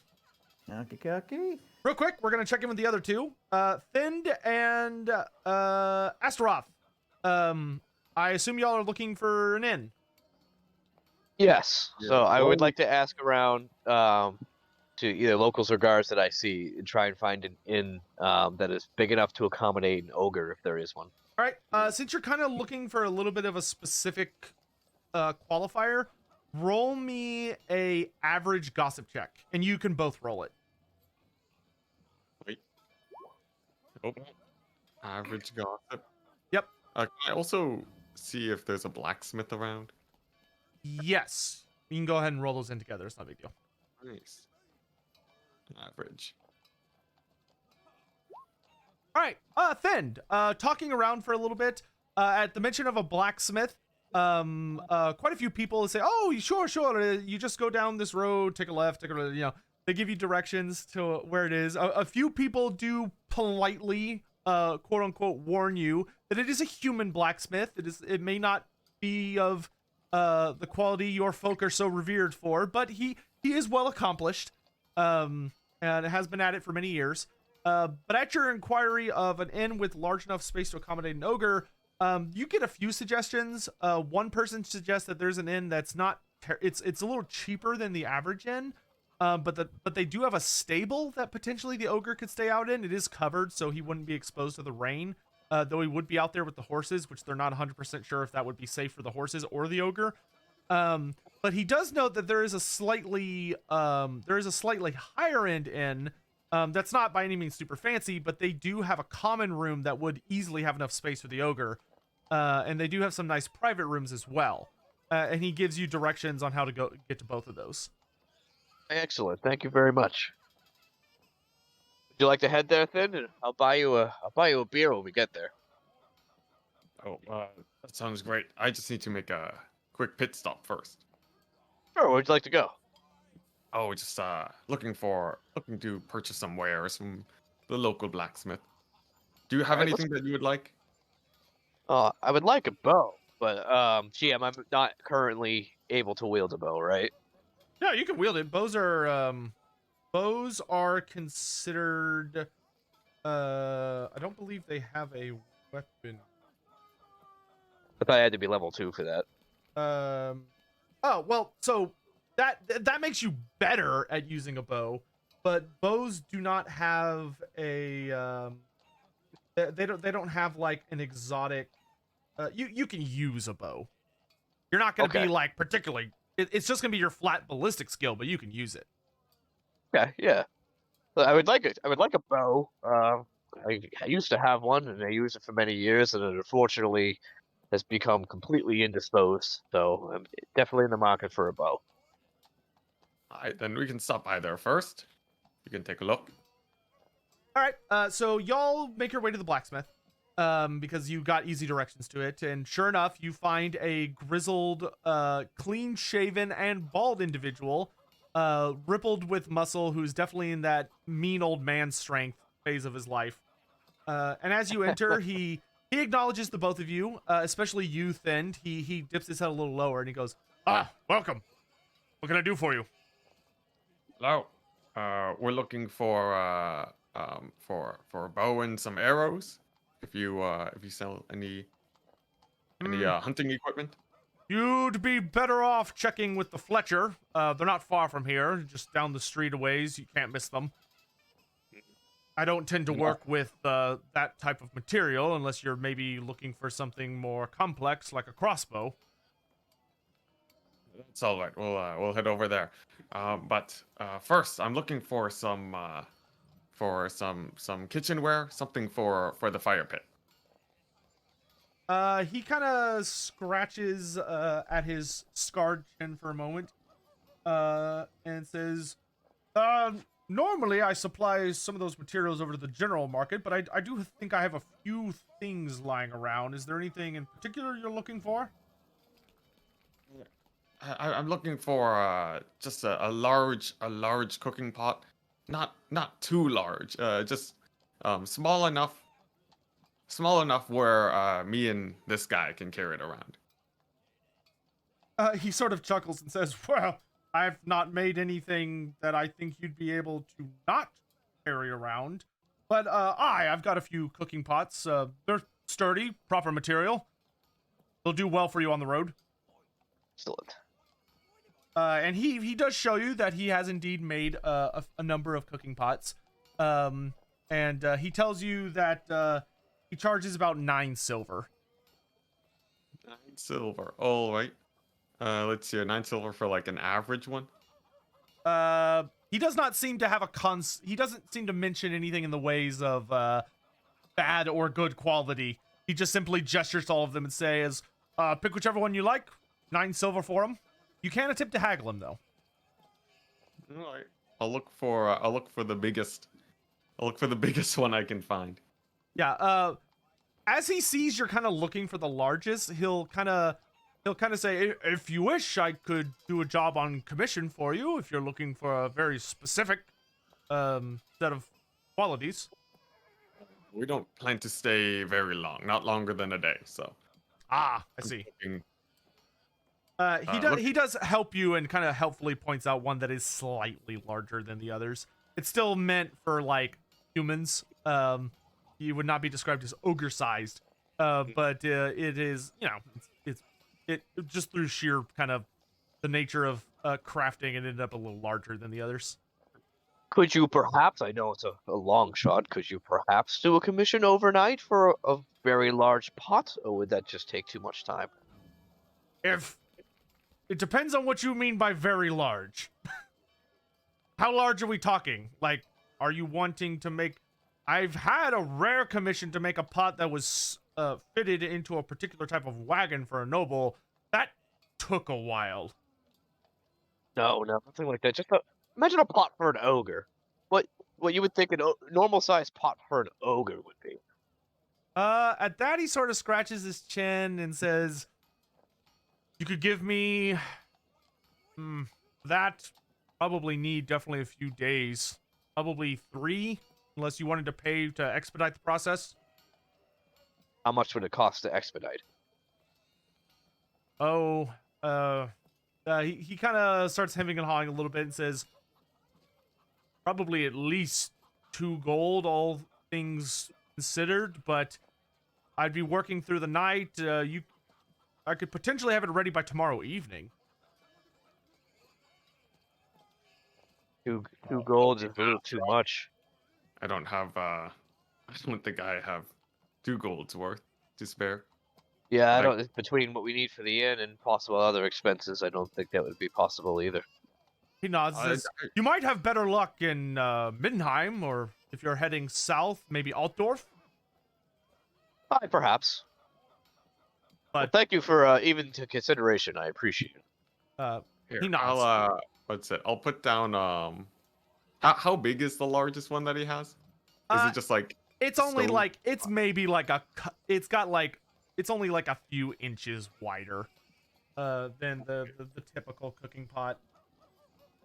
We'll move on. Head to the Fletcher then. Okay, so you're not gonna buy anything? Nah. Okay. He wishes you well. You are able to make your way to the Fletcher, and there's a woman working there, and she's actually working on some new bows as you approach, and she nods to the two, and she says, "Hi, what can I do for you?" Oh, miss, I am here to procure a bow if possible. She kind of looks at you for a moment, as if sizing you up, and she goes, and she kind of turns her head, and she has this long black hair that she keeps tied into like a series of it's kind of like a ponytail, but there are like a series of additional things to keep her hair together and out of her way. And she goes, "Oh, I've got plenty of bows. What size you looking for? Are you looking for just a pretty plain, reliable one? Are you looking for a short bow, long bow?" Looking for a nice long bow, something to hunt large game with. She nods and she leads you over to a wall where there are a series of longbows propped up, and they are indeed long bows. They are most of them are about as big as you are. They're pretty serious things, and she tells you that parting with one of them is probably going to run you roughly 5 gold. 5 gold? Okay. What's more the market of silver? She raises an eyebrow and she goes, "For a fully crafted bow?" She kind of she kind of looks at you again. She goes, "Silver's a little low. I could go for less gold, or maybe I could interest you in some javelins." Alright, how about the javelins? What do those run? She shows you that she actually has crafted a few. She only has 3. But she goes, "These run a little over 10 silver each."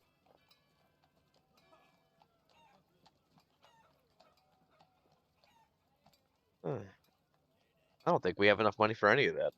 I only have 2 silver and 8 brass pennies currently. You remember If that you think I could chip in for you. your party has also acquired more money. Yeah, but me and Then only have 2 gold on us, right? And Dothandrel and them took 3. Currently, you could try haggling if you would like. If you roll really well, you might be able to get her down some more. Yeah, I'll try that. I'll try and haggle with her. And Try and convince her to- I will note that you do have a person in your party that does specialize in haggling. So he's currently not with you. Yeah. I'll try, and then maybe if this doesn't work tomorrow when we go to leave, I can have that particular person come back and try. Okay. And the last thing I'll also note is that you can try selling things as well, if you like. But in any event, go ahead and try and haggle her down. So roll me a challenging haggle check, and she will secretly roll. Actually, I could just public roll her. It didn't work. Well, she might roll worse. Y'all are. She seems pretty set on the price. She's willing to, for the javelin, she's willing to bring it down to exactly 10 silver per javelin. And for the longbow, she's willing to come down like 2 silver, but it's still going to be like 4 gold and 18 silver. 4 gold for a longbow. 4 gold, 18 silver for a longbow, yes, longbow, which is the highest quality bow that she has. She does have other bows. There are regular bows and short bows as well. Could I try charm? Would that be too much of a stretch, or not necessarily? Do you have the attractive trait by chance? I don't talent? think so. No, I don't. Okay, you can roll a charm check. She will roll a cool check. What do you say to go with it, though? Yes, She doesn't roll I've very been well on her cool check. I've been committed for 5 years. I don't remember how to flirt. Well, the lovely thing is, this is a fictional setting, so you just have to pretend. No repercussions. Just make sure she's not listening. And I won't get too close. I'll lead in and put on a cheeky smile and say, "Oh, I love. Like, I really need a bow. And about to go off and hunt a Manticore, and the town was just attacked by it, and you might be able to be known as the woman who helped the hunter slay the Manticore. How do you fancy that?" Oh, and okay. Was it challenging? You said No, make it average. average. That's actually not a bad proposal.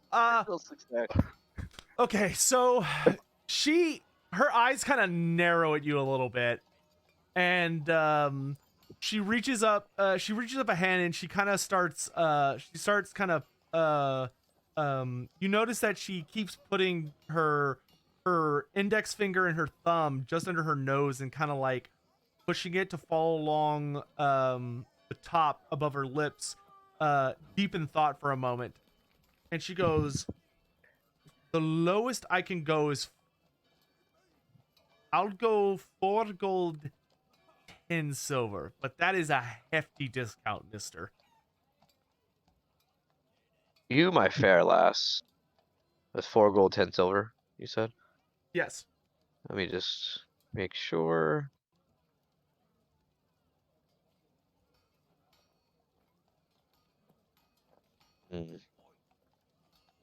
Astaroth or Sigmund who had the fancy lady comb and like exotic hand mirror? I don't know which one of you has it in your inventory. I thought Dorthandrel took the hand mirror. Yeah, I believe Dorthandrel has it. Okay. That sounds like a deal to me. She nods and says, "Good," and she kind of holds her hand out expectantly. I'll look at Fen and say, "May I have 4 gold and 10 silver, please, for the last? I believe we only have 2 gold pieces at this time. So can I give her the 2 gold?" She kind of holds up a hand and said, "Just go get your money, and I'll be here. My place is open till nightfall." Okay. All right, I will be back. All right. And I'll wink. She blushes a little. Hey. What's it? Who has the gold? Is it all Dorthandrel? Is it split? Y'all have 2 gold. They took 3, I believe. Okay.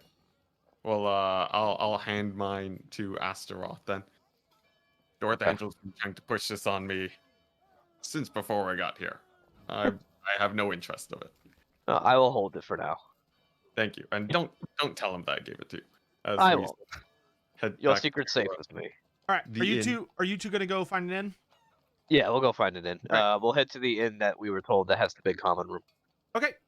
So you make your way to the Rolling Fish, and it's pretty much as described. It's a little. It's definitely clean. It's not probably somewhere like a noble would stay unless they had no other option really. But it is. It definitely comes off as kind of the rising middle class type inn. And when you arrive, you're basically told by the innkeeper when you make your way in that for lodging they usually charge it's 10 dosh, which is brass, a night for the common room, and it's 10 silver a night for private rooms. And it is. We can save the more expensive room for her until after we are done hunting this Manticore.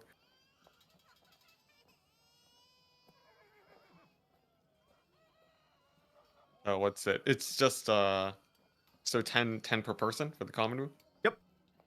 All right. So it'd be 50 brass.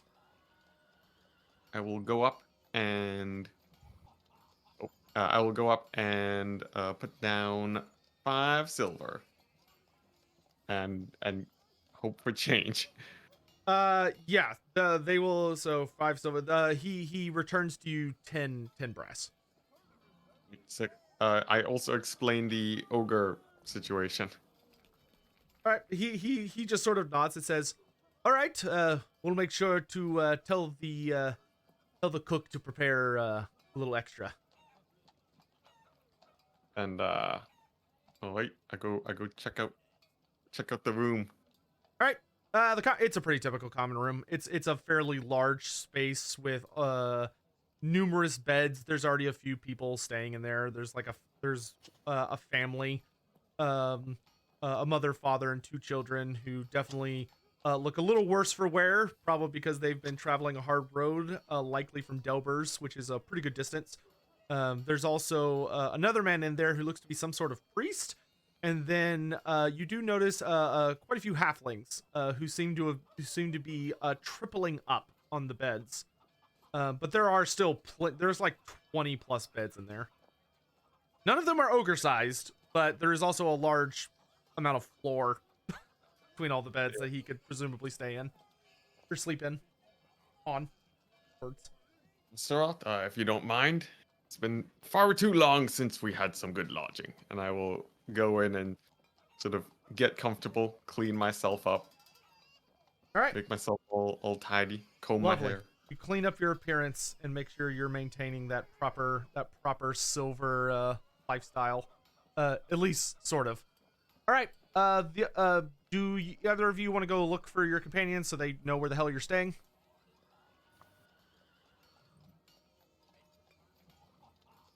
Sarat, do you want to? Or I think he's gone. He's He's AFK up. just Yeah. for a minute. I will. Well, I we'll guess say after- Astaroth runs out real quick, Sure. is able to easily locate the ogre, elf, and human, and inform them where y'all are staying. So do you all head to the inn? Yep. Okay. There's one thing I'd like to purchase first. Get another lamp and some lamp oil. You want Yes. another lamp? Okay. Yep. Roll. Sort of traumatizing with one. Roll me.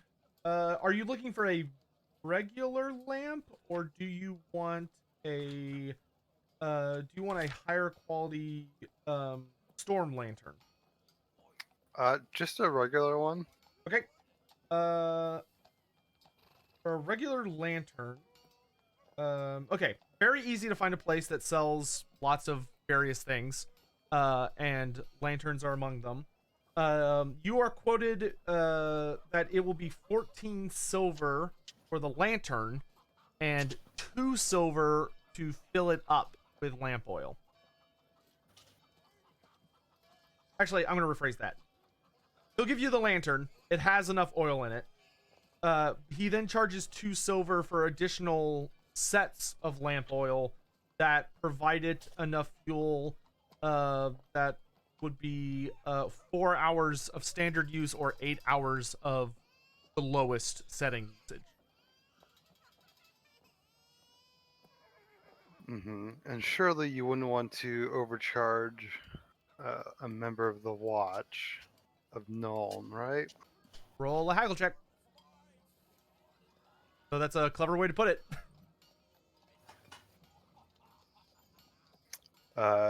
Average, challenging. Do plus 10. So challenging, but give yourself a plus 10 modifier. Okay.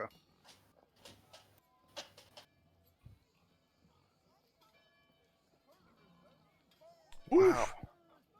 You want to keep it or re-roll it? I'll re-roll it. Okay.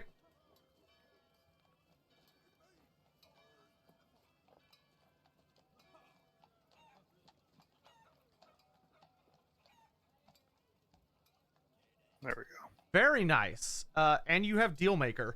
Yep. So he kind of narrows his eyes for a moment and goes, well, Nolan is quite far from here, but you do look like a watchman and have such regal bearing.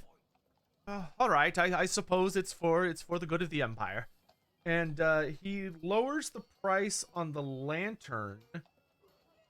He lowers the price on the lantern to 8 silver, and he will also throw in the lamp oil for only 1. So if you pay him 9 silver total, he will give you the lantern and an extra set of lamp oil. Or That you could seems just fair. or you could just get the lantern for 8. Yeah. Dorthandrel, mind if I borrow 9 silver from you? Borrow, are you giving it back? I think I'm gonna give it back. No. Northandrel, you here? Man. Sorry, I forgot to push to talk. Yeah, I hand you 9 silver. Okay. Perfect. Cool. I'll So hand- add a lantern and then add lamp oil to your inventory. Or I'll drag it in later. But is Hurls back yet? Okay, no. I think he said 15 minutes. Okay, that's fine. Yeah. That's fine. When he gets back, I do have a small announcement to make. All right. So anyone else want to do any shopping for like any tents, bedrolls, rations, anything? I might look for. I might ask around if there's any blacksmiths. We can point. Yes, there is a blacksmith, and they are easy enough to find because when you ask your party about it, they're like, "Yeah, we know where one is." Okay, I'll. Robert will head alone quickly to the blacksmith. He will. All right. As you walk into the blacksmith and see this muscled, bald man covered in various burns and scars, most notably some pretty interesting burns along the bottom side of his face, he kind of looks up at you and smirks a little bit and says, "I figured you'd come by eventually. Oh? I think some friend of yours were here earlier. What can I do for you?" Hello, bit of a long shot, but might as well ask here. Do you have any, pots and... He just pulls out his trusty cleaver. It says, thinner ones of my cleaver, or just like a knot, like a slim sword, which I would see as a butter knife. He sort of smirks and says, "Unfortunately, the closest thing I do have cooking pots, but they're not your size. They're man-sized." Well, I used that back in that building I did with Gino. I wonder how he's doing. He sort of he sort of is not sure how to respond to that comment before sort of moving on. Says, "I do have some swords that I suppose could function like a knife for you." Ooh. I'd only use it as a cut. It's like a skinning to skin animals with.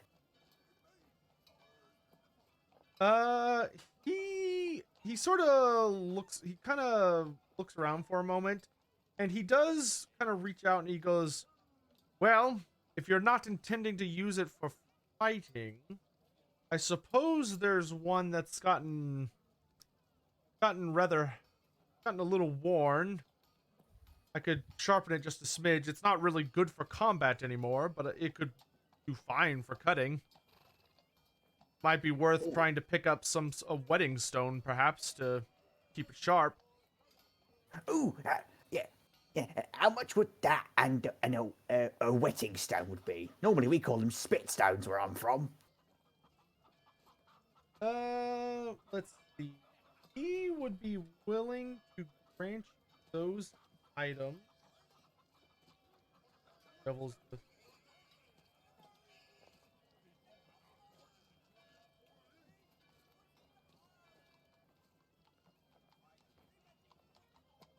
Maybe it might be an up in arms. Un momento. No worries. Uh,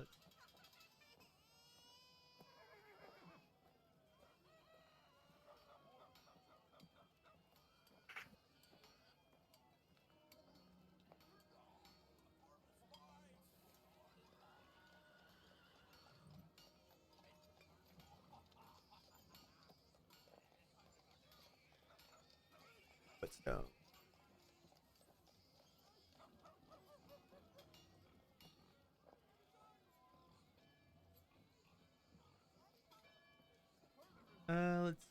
There it is. Whetstone. All right.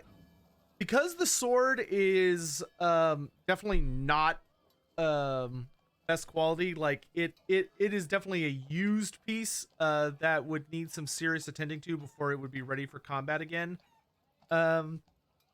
He's willing to hand it off to you along with a whetstone. And he does actually pull out a rather large whetstone. He's willing to pass them along to you for about. He tells you 3 gold. Wow. I don't even have the silvery ones on me. I just got these. And he just shows his brass pennies and Hidden looks at one going, "Oh, wait a minute." He pulls the little hunk. He wipes a little bit of hunk of blood in it, going, "Sorry, I always keep my thing in one place." He nods sort of slowly and says, "Well, have you got anything to barter with?" Let me have a look. Nasha Vampy Slim skull. No, I want that. I need it for a skull collar. Bone. No, usually I won't want bones. It'll be no good for you.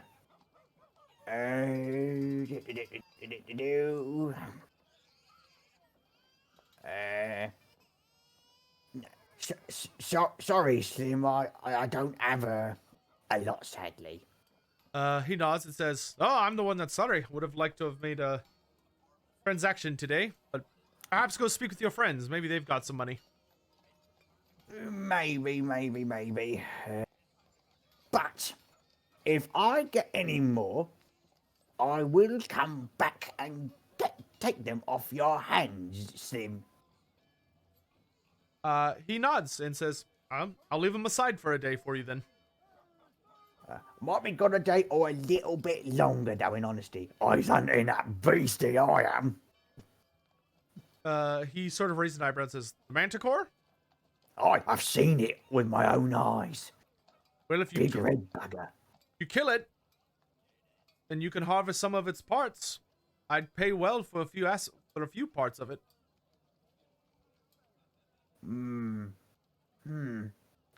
I am keeping, if I do kill it, its jaw, so I can make, and he slaps his belly, find an ogre to make me a gut plate. You bring me the claws, I might have a deal for you. Deal.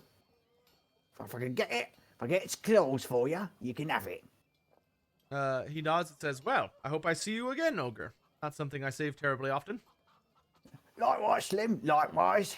Have a good evening. And he's gonna stomp on back to to where the rest of the group is. Okay. So back in the inn, night is settling in, and they are offering dinner for anyone that would like to eat a actually cooked meal. The inn is offering it for 1 silver.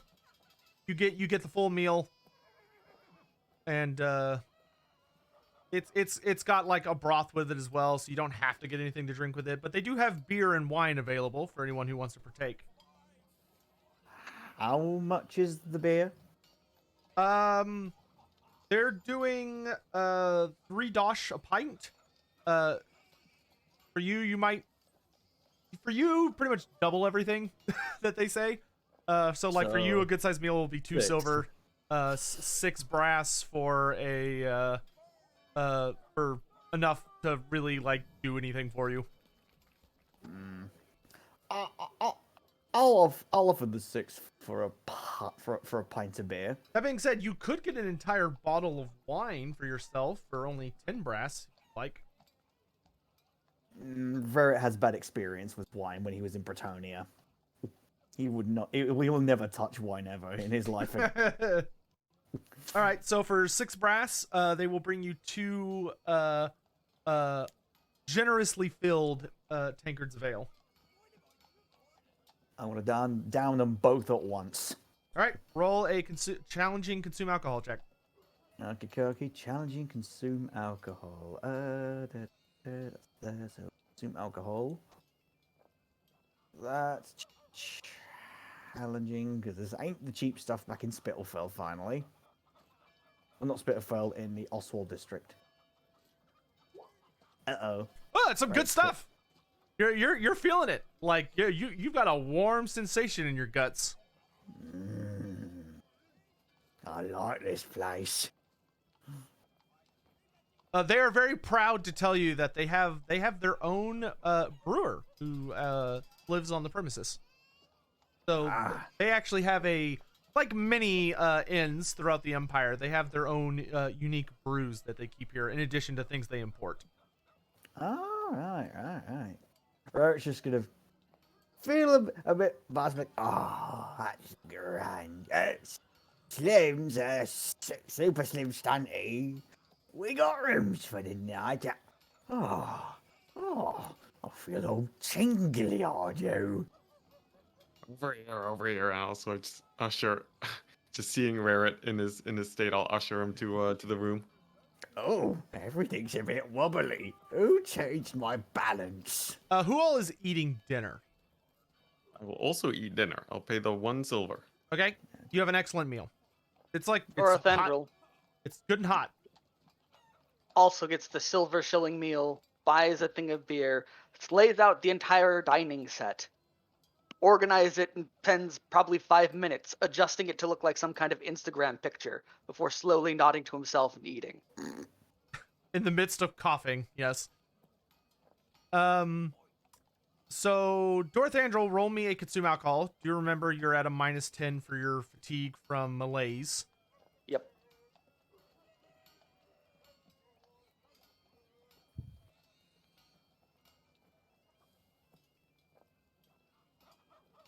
Then you're not drinking, you're just eating, right? Yeah. Dorthandrel? Some good stuff. And maybe it's just because you're more tired than usual, but you're feeling it. Surprisingly adequate. Is anyone paying for Rarrett to eat? No, he only drank. So far, he's only drank. Yeah. Do you We'll want to probably, see that? from the group fund, pay for everyone to have a meal. Okay, so it'll be 2 silver for Rarrett, and then 2 more silver for the remaining humans total. So 4 total. So one of you nominate to remove that from whoever's dealing with like party funds. I know I don't have the party funds because I'm still in brass. We've designated party funds. I'll put it this way. I need confirmation that someone has removed 4 silver from their sheet. Doesn't matter who it is. Alright, Dorthander will remove 4 shillings from the party fund that Thank he you. has. Okay. you all eat and get an excellent meal, except for you, Mr. Ogre. Roll me a vice check. Oh no! This is why I was like, "Are you sure about that?" Okay, cool. Don't fail me now. I am also. I thought we buzzed. did give food to him. I ate food outside, remember, and devoured all my meat, and I just got meat. I was nice enough not to make you check when I gave you the boar meat. Yeah. So but I was ready for it'll this. be a challenging cool check, though you will be at -10 because you're drunk. Okay, so target bonus -10. Oh, you gorge! You gorge yourself on this food, but it's not enough. You need more. You have a choice now, Rarit. You can either push your party to the extent that you will count as having prejudice towards them to give you another helping of food, Okay. or you may eat one of the encumbrance of boar that you bought. Okay, if it's only one, I'm going for the ball then. All right, you reach into your pocket and you messily pull out this pretty still fresh boar meat and consume it in the midst of the inn, and everyone is disgusted. Many people cease eating. One person vomits, and the room clears out, and the inn patron is very not happy.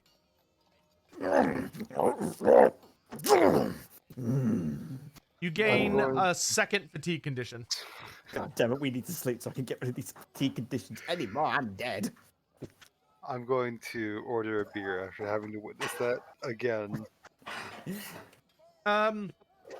You notice that when you order the beer, for some reason it costs 5 brass now instead of only 3. What did I miss? The ogre gorged again. The ogre Oh, just no. gorged in the middle of the inn. Amidst all of the patrons and the people that you have paid to let you stay there for the night. I'm going to give him 4 and a stern look. He shrinks a little before your gaze, but does accept the 4 and gives you a beer. Take a challenging consume alcohol check.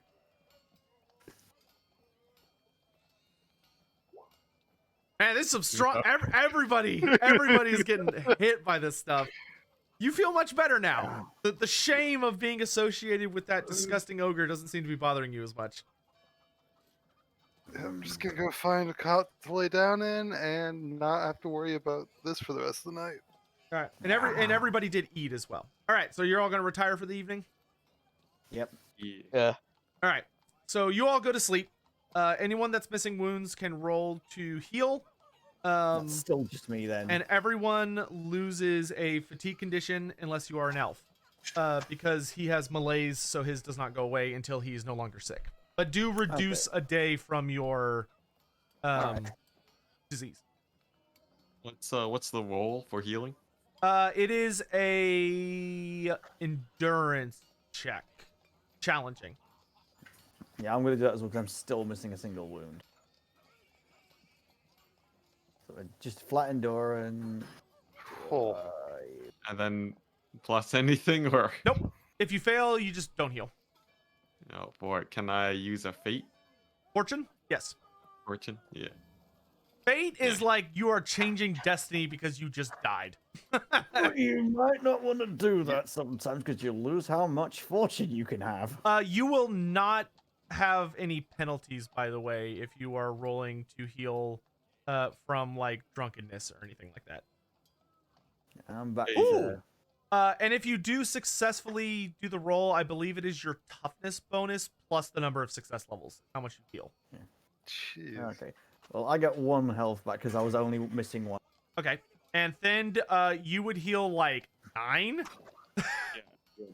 So I assume you're back to full. You have an Yep. excellent night of rest. However, now you fools made a critical mistake and now you must pay for it. Anyone who took money from the elf must now roll me a challenging endurance check. I think the gold got spread around, right? Yes. But the elf was the one who took it in the first place, which probably means that all of you took it from him. Yeah. Barrett I has don't not remember taken a taking any single elf. thing. You're given 2 gold from the elf. Yeah. So here's endurance. this. Challenging endurance check. Yeah, everyone must take a challenging endurance check because y'all have spent. We'll just go ahead and make it everyone. You've spent your time around the elf. You're sleeping in the same room as the elf. Mm-hmm. Oh Like to use no! another fortune. Do I have to make no! one? Grandfather Nurgle is looking real pleased. You son of a bitch. Okay, Thin, good fortune point. Good job. Good job. Really liking Yeah. those rerolls into a 16, apparently. Do I have to make one since I already got sneezed in the face and made one? Was that today? Yes. Yes. that was Okay, in the you're work earlier. we'll say you're fine then. Okay. I need one from you, Ogre. Yeah. Though even I've not got any piece of money from him, I'll still feel like it because at the same but dining table. yeah, y'all been around each other a lot. Yep. Okay. So, Astaroth, do you have any fortune points? I have 2. Okay, so Okay. if you don't re-roll this, you're going to catch. You're basically going to catch a cold. I'll re-roll it. Okay.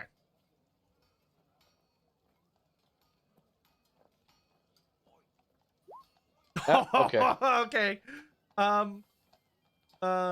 Now you do hear as you're sleeping, and this disease slowly but surely begins to worm its way into your lungs and your sinuses. You do hear the slightest whispers of something offering to perhaps spare you from this fate. If only you'll let yourself go a little bit. Why not give in to why not give in to changing destiny just a little to have hope for a better tomorrow? If you want, you may re-roll again for free, but you will gain a corruption point if you do. If it's Or the you can just deal with zombie having thing, a don't do it. A cold's not the worst thing in the world. I mean, it is a -10 to all tests for D10 days. Yeah.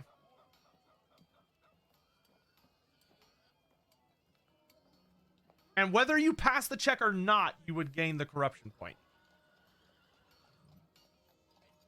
And you could also fail it. Indeed. It'd still be cold anyway.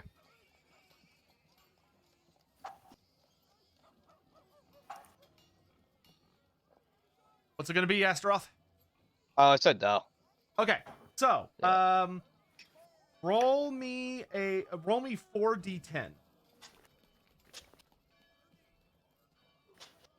4d10. Yep. Okay.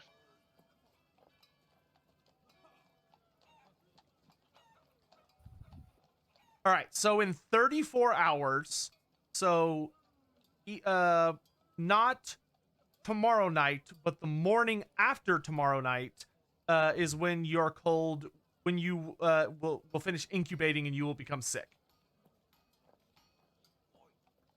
So just write somewhere on your sheet, probably around like conditions, write common cold, and then just put in the description like incubating 34 hours. Okay. And Is that our main or advances? it'll be under Main. main. It's on the bottom right. So the good news is you won't have to roll again for any of that because you already have it. But it's not going to start to affect you till about 2 days from now. All right. Morning has come. Any of you that had a fatigue condition, reduce that by 1. Actually, let me double check. Do you lose all of them or just one of them? Like, get rid of all. If it's a warm sleep, if I remember, I think it's all of them, but you could double check that. Condition.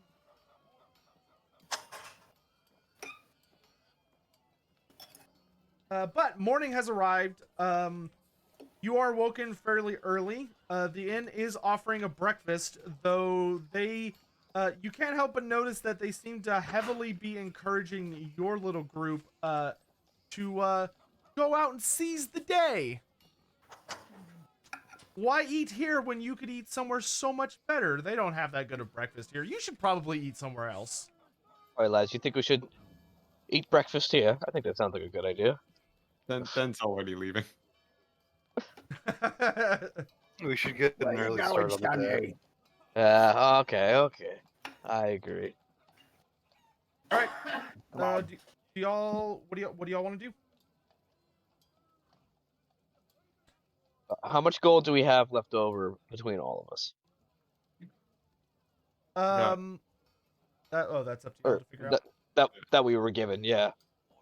So- Not our individual pockets, but what we were given from the man representative. And then on me. Ogre, you lose all of your fatigue conditions. You feel fine. You got an excellent night's sleep on a full belly. You weren't in the rain or the elements. You slept great. I feel absolutely as spriteful as a knobbler getting kicked in the balls. Dorthander will waffle a bit and say about 2 crowns. 2 crowns, okay. Well, I was offered a bow for 4 gold and 18 silver, but I don't know if we're even gonna have enough for that. A, it was a longbow. B, it was 4 silver Yeah. and 10, or 4 That's what- gold and 10 silver. 4 gold and 10 silver, yeah.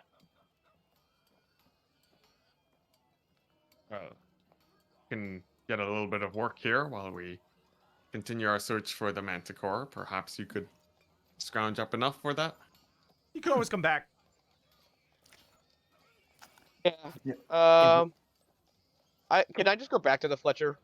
Yeah. Before we leave, is that Huh? okay with the party? Sure. Go for it. Sure. Let us Alright. visit your Fletcher. I'm gonna go back to the Fletcher and just peruse short bows. All right, as you walk in, she sees you. She goes, "Ah, the brave Manticore hunter has returned." I have, and unfortunately, I don't think we're going to have enough gold to spare for a longbow. But what do you have for short bows? I think a short bow should do. She goes, let me see. And she looks around a little bit and she pulls out about 3 different short bows and lays them on the desk and says, "For a brave man like yourself, how about 2 gold?" 2 gold. And she kind of points a finger like right between your eyes, and she says, "And that's already at a sizable discount, so don't even think about any more flattery."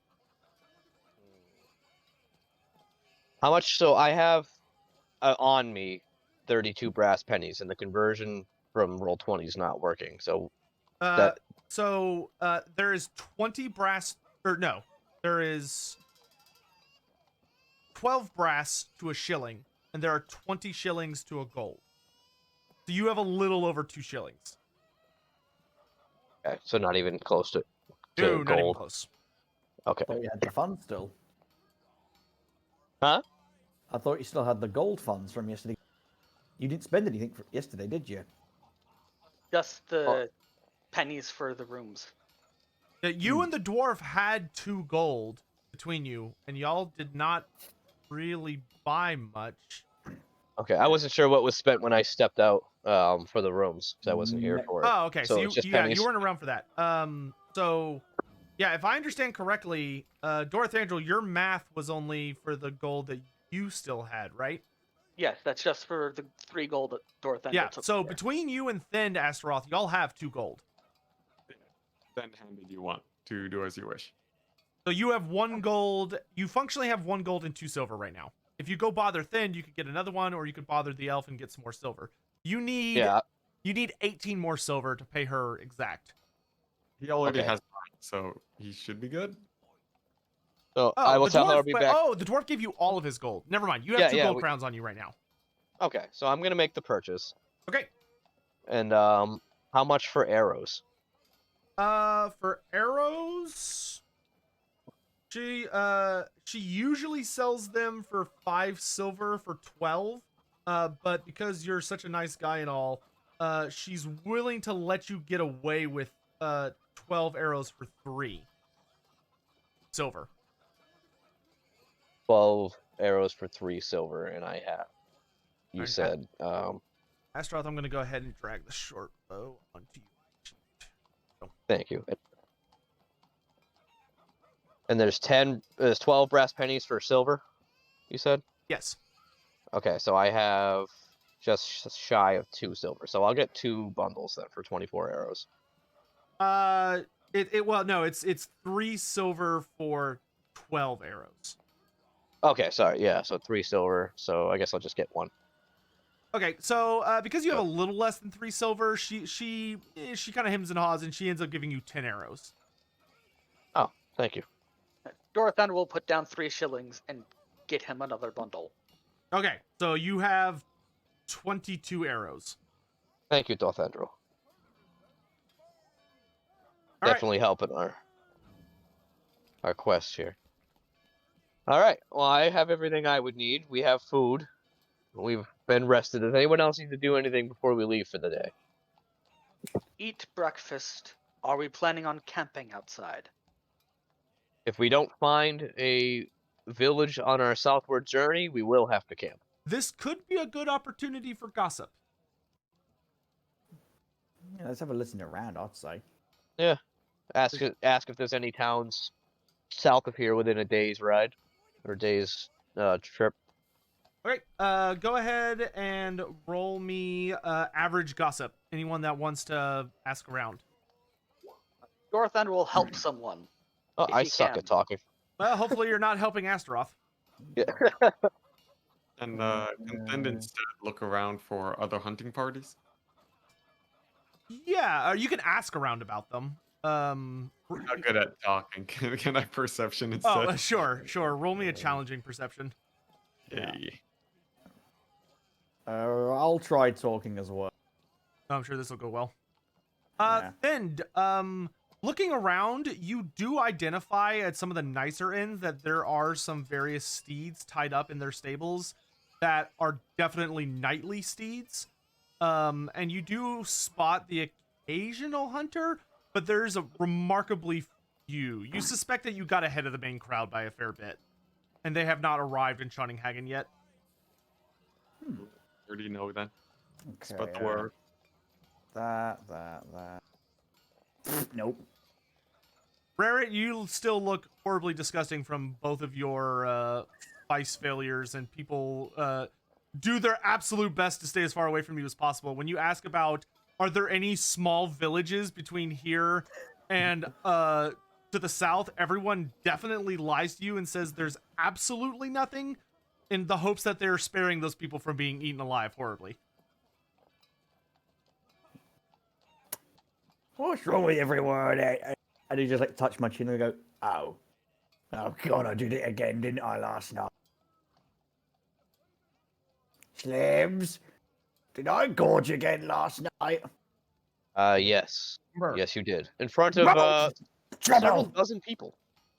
more trouble, and screw those ones that go to the flipping north side place that they said to see the 4 other Moors, lying bastards.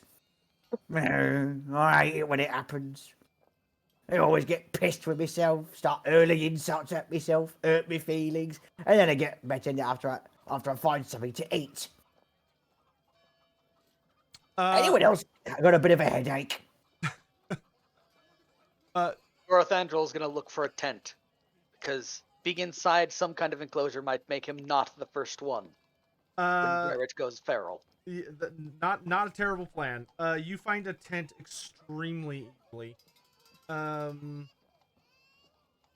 They are going for...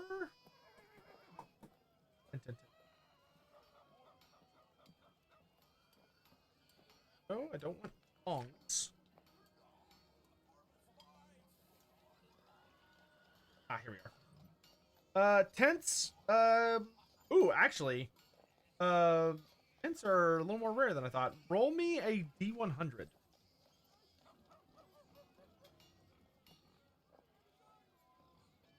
Yes, you do find someone selling tents, and they are indeed in stock. You find a gentleman who is selling tents for 14 silver a pop. I find Sigmund. I will note that the tent is large enough that 4 normal sized people could fit inside of it. Like, it would be close quarters, not sardines level, but 4 people sleeping close together could comfortably fit inside that tent. Sigmund, is this worthwhile, this large tent for 14 shillings? Or this tent for 4 people? I'm not familiar with how you humans deal with the value of this. I believe so. You're gonna roll up your haggling sleeves, or are you just gonna tell them, yeah, no, Yeah. Yeah, we could get a little bit better, especially since we're kind of working with limited funds. haggle check. Challenging? It will always be challenging unless you do something very bizarre, or Got they like really like you for some reason. No, I'm not gonna push this one. The man looks at the elf a little suspiciously, and he'll kind of look at you, Sigmund, a little even more suspiciously, and say, "It's gonna be 14 silver. But when you pay me, don't go anywhere, because I want to make sure you're not trying to fleece me with fake money." Insulting, but we understand. Northandra, will you pay this man? Gorthandrel will pay this man 12 shillings, 24 rasp pennies. Okay. He accepts your money. He does make y'all wait around for about 20 minutes while he individually checks every single coin. Because he is just heavily alerted by a human and an elf, and the way the human was talking during the haggling, he just got got some weird vibes from you two. Here, this will save time. Gorthandrel will give him a gold crown, so he only has to check one thing. He bites on it, tries to pull it apart, looks at it, messes around with it a little bit, and eventually he nods and he gives you 8 silver. Or sorry, he gives you 6 silver. I check each coin. He's not amused by your antics. All right, you have a tent. You All can right, I have a tent and he has the flu. maybe. So yes, Well done, Grandfather Nurgle's pleased. the disease-spreading elf. All right. What we all do? From asking around town, you have not heard about anything between here and Delbers, and Delbers is a trip. Like it's gonna take y'all multiple days to make it to Delbers, unless you like get a carriage or something. Which there are carriages available. I think it would be best to continue on foot, unless we miss any signs of the Who knows? Manticore It being could around. just sweep down halfway through. That's very true. It very well could. What do y'all think? Can we get a carriage? No, Foot's probably the best. good for your feet. Gorthandrel, I don't think we can afford a carriage that will carry Rerit. Why'd you want me on a carriage? To be You're the fair, one that's sick. Rarit does have a very large stride when he needs to. If I can move, I can move. But you are correct that he would not fit in any conventional carriage the Empire has to offer. It would take a very high quality or specialized carriage. Myself, I'm a bit keen on learning some foraging. I wouldn't mind traveling on foot. All right then. So then we're all in agreement. Okay, you're traveling by foot. So, the road to Delbers is not short. So we get to introduce a new mechanic here. Oh, real quick, Astaroth, roll me a D100. On the way.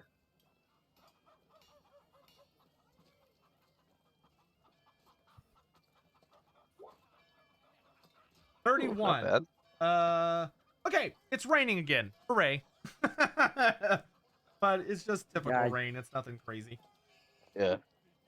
All right, so if the only thing I will warn is that since y'all are going to be traveling a pretty far distance to get down here, you will likely want to consider investing in some rations just in case, unless you want to risk starvation on the trip. Water, you could probably risk not bringing purchasing water skins and taking those with you because it in the spring, which it is right now, very very early spring. It rains a lot, so you're likely going to be able to get away with not taking water skins with you unless you just get horribly unlucky. But traveling without rations would likely be foolish. Yeah, no, we should definitely get rations. That's a good idea. I hate to say it, but traveling with too many rations may also be a bit of an issue. No, it won't.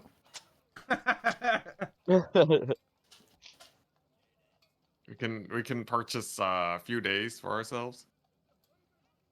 It's just enough to cover the trip, I would say. I would still like to do some foraging.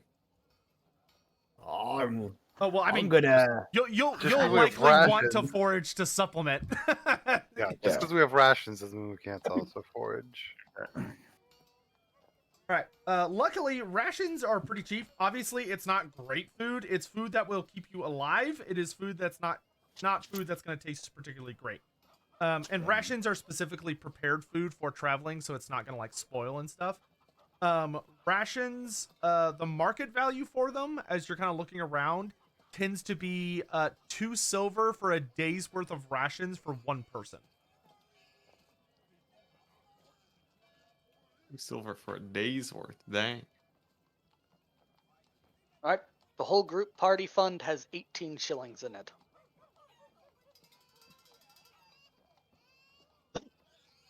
My Excuse me. Gee.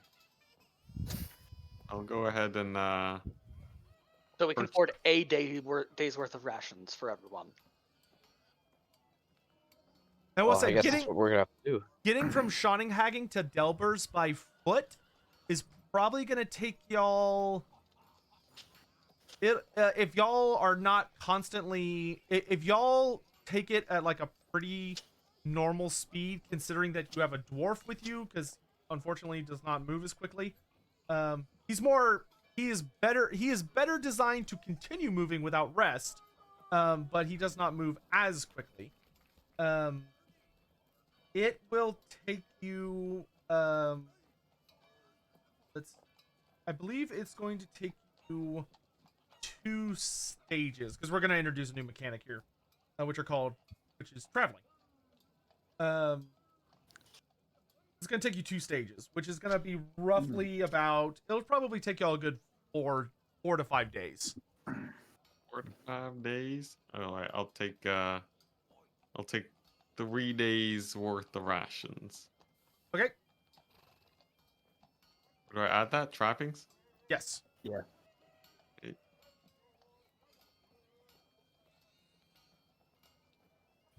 feel like while the party's doing it, Robert's gonna quickly get outside real quick to do some shenanigans.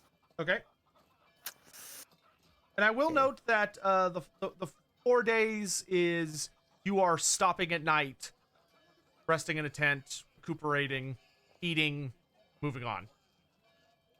Yes. If you want, you can push yourselves really, really hard, but you know that will come with consequences. Yeah, fatigues. Okay. Let us see if the winds of magic are bountiful for me. Well, The no one's winds looking. are a little sluggish today. Ah. You're gonna have a -10. Okay, well, that's 10. I'll take that. Must have been from that rabbit from yesterday.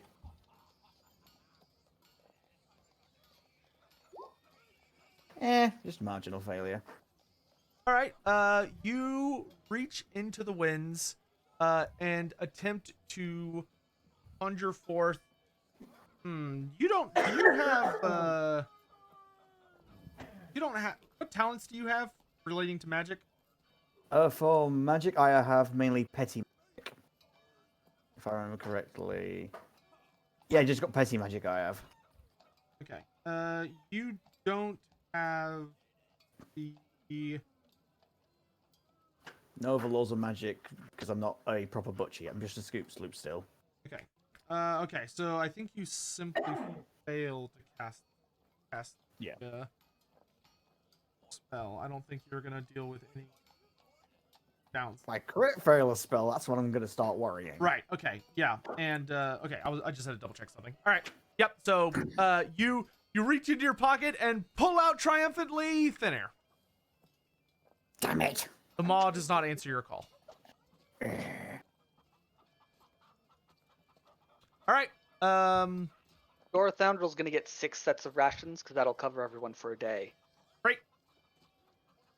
That'll be 12 silver. Paid. All right. I don't think I have much money for anything, so Well, don't worry. You can forage and stuff. Don't. You did. Yeah. Plus, it sounds like your party has some extra. All right. With no further ado, are y'all gonna set out for Delbers? Might as well. That is the direction the Manticore was last seen going.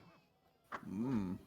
All right, so we are now going to use a mechanic that I am excited to use, which is that since you are traveling, you get to do endeavors. You may. For those who have never played this system before, endeavors are there will be times where the campaign, basically, you have a slightly slow event taking place. For instance, you're traveling, or maybe you stay in a town for a little while because y'all decide that you need to sit and think for a little, or you need to make some money, or you need to do some various things. So there are endeavors that are available to you that you can find on page 195 of the core rulebook. There's also travel endeavors that I'll describe to you, and basically these are things you can do to make your lives a little easier, or a little, or they might make things a little harder. Normally, this would be a one stage travel to Delbers, but because you have a dwarf with you, it's going to be 2 stages because he slows you down a little bit.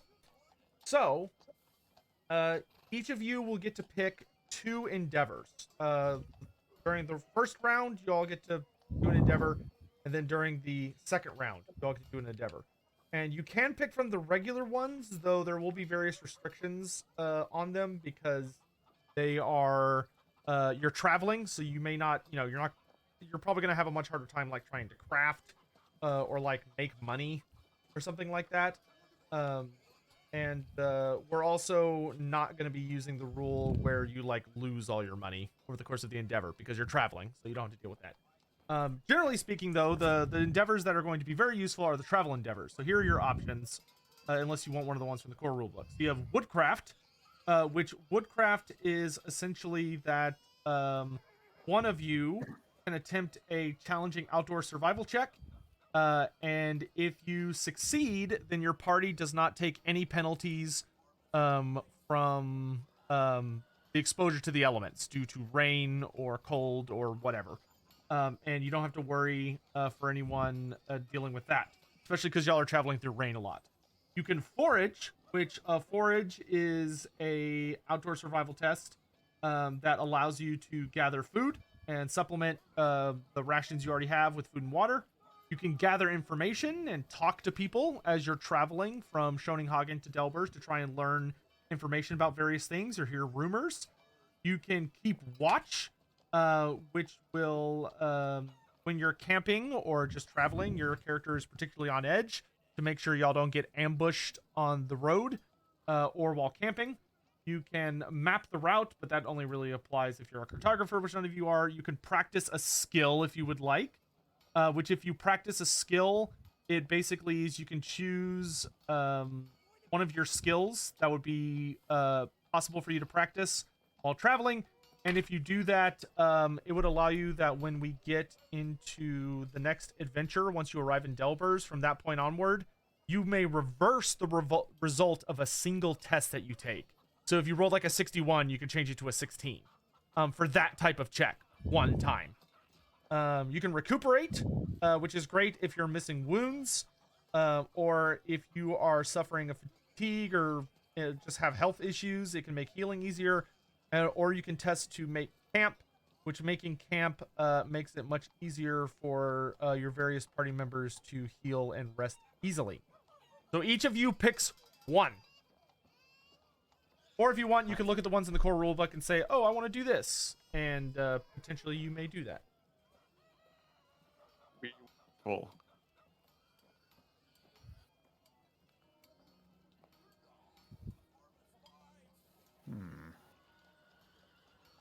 Elf, you do not have to do the elf improvement for travel endeavors.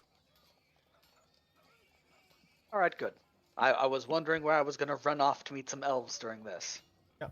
But y'all could try changing a career. You could attempt crafting an item if you have a craft-related skill.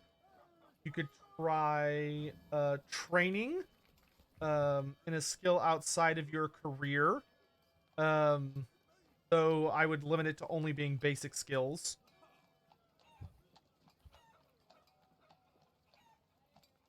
You could foment dissent if you're a burgher or peasant class to spread bad rumors. You could check for the latest news if you're a ranger or river folk.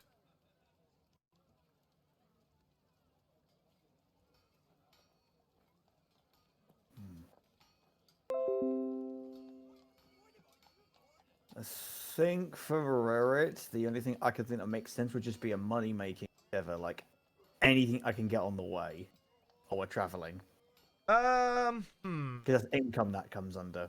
But because aside from that, I can't see anything that's like for wizards for him to do. So what I would suggest for you, Rarit, is if you want to, I would say if you spend your first endeavor doing like hunting / foraging to get your hands on some animals, I will then allow you to do a income endeavor to basically sell like butchered meat to travelers you meet on the road. Okay, I'll give that a shot. Okay, so you would need to do a outdoor survival endeavor for your first one. Okay, I'll do that first. Just challenging, correct? Yes, it is a challenging outdoor survival check. It's going to be raining while y'all are on this aspect of the journey. Yep. Okay, let's see if I'm lucky. Yeah, no. Oh. Woof. Okay, I'll deal with that in a moment. Who's next? I'm gonna do the same thing because that's kind of like my specialty. I'm not much of a talker, so it seems, from past experiences and whatnot. But I also want to make sure we do have enough food to be comfortable, and then whatever, if we have extra, it would be nice to sell and make some extra money. Sure, So I would actually like to do the same forage? exact thing. Yeah. Yeah, I will note for those of you that are sick, do keep in mind that the cold can last longer and grow into something worse if y'all remain too exposed to the elements. So one of y'all may want to think, or one of your party members may want to think very seriously about doing the woodcraft endeavor to protect y'all from the elements, or y'all may want to focus on the recuperate endeavor if you don't want your sickness to get worse. But anyway, if you're going to forage, roll me a challenging outdoor survival.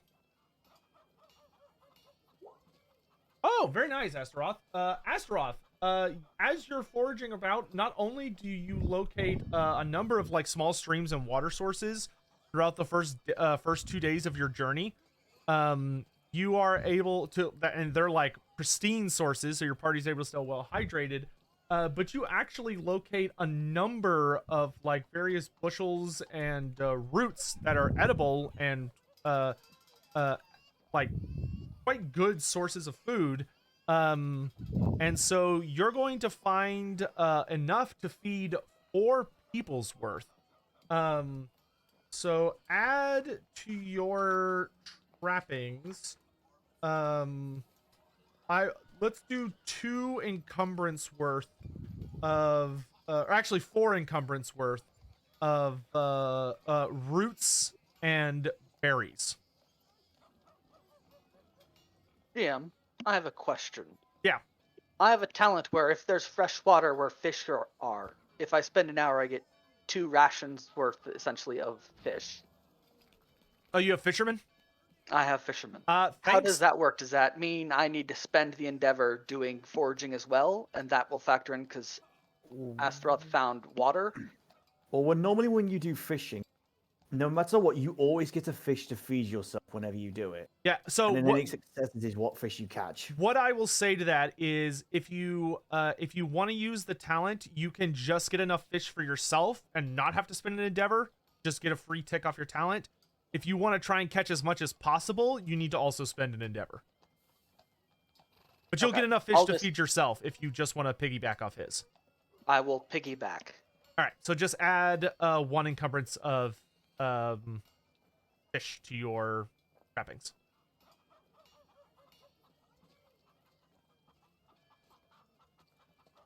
Thank you. All right, I still need an endeavor from the dwarf, the elf, and Sigmund. Sigmund, the watchman, will keep watch. All right, Sigmund wants to keep watch. Roll me a challenging perception test as you do your best to not engage in idle chatter, take watch during the night, and scout ahead as much as possible. Oh my! Look at this last fortune point I have. No, look, Yeah, it's what gone now. could that possibly be used for? I wonder. Pretty nice. It's pretty nice looking short bow right there. Okay, so you do your best, and we'll talk about what happens thanks to you and the ogre maybe in a little bit. Ben, what are you doing? Well, Watchman's on the job. I could spend some time doing some foraging then. Okay, you also want to forage? Yeah, a little outdoor survival. Do you want to forage or do you want to woodcraft? Woodcraft is like finding places to. It's protecting you see. and your party from the weather. Well, son of a bitch. I Yeah, do you have the got- hand mirror Oh, and the Someone comb was and looking 2 in their healing bag. droughts. Mystery solved, folks. I was gonna say I don't think he gave it to me, but it was mentioned. I don't that it know. was gonna I don't happen. know. Yeah, I know. I don't know why I thought that, but I put it under my advances trappings instead of Oh, the no. trappings tab in combat. Yeah, no. Yeah. Yeah, definitely fix that. Yeah. No wonder he wanted Okay, it for then, himself. so to look in then the you mirror. you want to forage? You could also practice a It's skill. easier. At Could this also- point, it's pretty clear everyone's starting to get sick, right? Yeah, you could make camp. Yeah, I'll see. I'll do my best Do your yeah. best at what? making camp. Okay. Not great, but noted. This is going God. swimmingly. Who's You my want to last? deny that? Who's my That last is person? me. Yes. And Northend will try to do some woodcraft, and Okay. by woodcraft, cover himself from the rain. Okay. You are gonna take a -10 on this check because it is raining. Okay, so a -20, including my fatigue. Yep. F. Which skill is this? Outdoor Survival. By a miracle, you'll pass. Oh, so close. Okay, so this is what happens now. Ogre, since you rolled so delightfully bad, roll me a D100 as y'all make your way down the first half of the road to Delbers.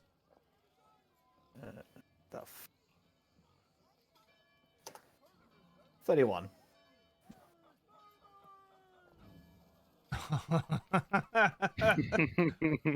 Well, guys, chaos spawn. Let's call it a day. All right. All right. Y'all make your way down the first half of the road. Everything seems to be okay. Life is going on. Oh, I have the stupid town music on. That's not right. We're in road time. All right. So, you make your way down. You camp for the first night. Nothing crazy seems to happen. You make your camp for the second night. Also, nothing really crazy seems to happen. Y'all are never attacked. You actually encounter very, very few people. But overall, things seem all right. So for the first day, what are y'all eating? Are y'all eating rations, or are you eating the things that you have collected? Elected seems good. Yeah. Yeah. All right, so who all... Okay, so type a 1 in chat if you're eating the things you foraged, and type a 2 if you want to eat the rations. Do we have enough? Oh yeah, you have plenty of rations. Like enough forage Okay, stuff. so Rarit is eating rations. Are you eating your boar meat, or are you just going to eat the regular rations that your party has acquired? I will eat the regular ration. All right, so you eat 2 people's worth. And you will need a vice check. Yep. Great More, if you've ever loved me as your new servant from converting from Darwy, now's the time. Dude, if it loves you, it's just gonna That's- it's just gonna make you keep gorging. For the Great More. Woo! Oh, thank you. The food is not that appetizing. It doesn't really get your stomach up and desiring more. So you're able to eat just the bit you need, and you feel satisfied. That's enough for now. That's enough for now. Thank All right. you. The rest of you, Dorathandril contributes some fish, and then you're able to use all of the berries and roots that Sigmund found. That actually makes you'll have 1 encumbrance. Sorry, Astaroth. You'll have 1 encumbrance worth of food of the berries still left over. But all the fish and 3 encumbrance worth of the roots and berries are consumed. However, as you are eating that food and you all go to rest for the night, those of you who ate the foraged food begin to feel strange. Something is rumbling in your stomach. Something isn't quite sitting right, you might say. I need all of you to roll for me a challenging endurance check. As little do you realize that the particular part of land that you pass through has something wrong with it, something invisible to the naked eye. And it has gotten in to the things that grow and thrive in this land. And now it's gotten into you. Oh, Wow. Oh, Damn nice. Astaroth Oh my has a God. stomach made of steel. He feels Last nothing working point. but joy. this is the second day of our journey. Yes. Okay, is my the cold is over then. Well, this is the second morning, but you can go Second- ahead. okay. Actually, I'll take the penalty then. okay, do this first. Do this first. Before you do the food check, because you failed the woodsman check, I need you to roll me an exposure check. If you pass the exposure check, your disease is over and you're fine. If you fail, your cold is going to get worse. All right, what is the test? Average, difficult, challenging? Exposure is let's see.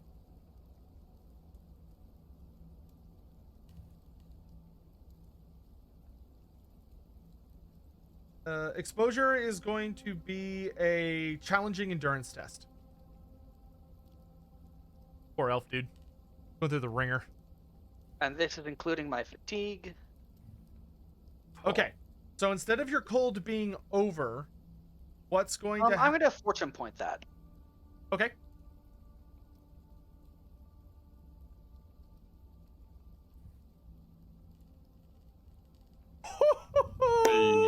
You are better. Almost a Finally. 1 in 4, and he made it. Oh man, you were about to get sick.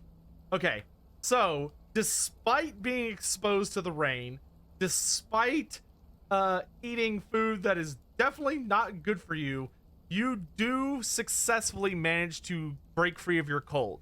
However, you will still have the fatigue condition for the sake of this check for your tum-tum. All right.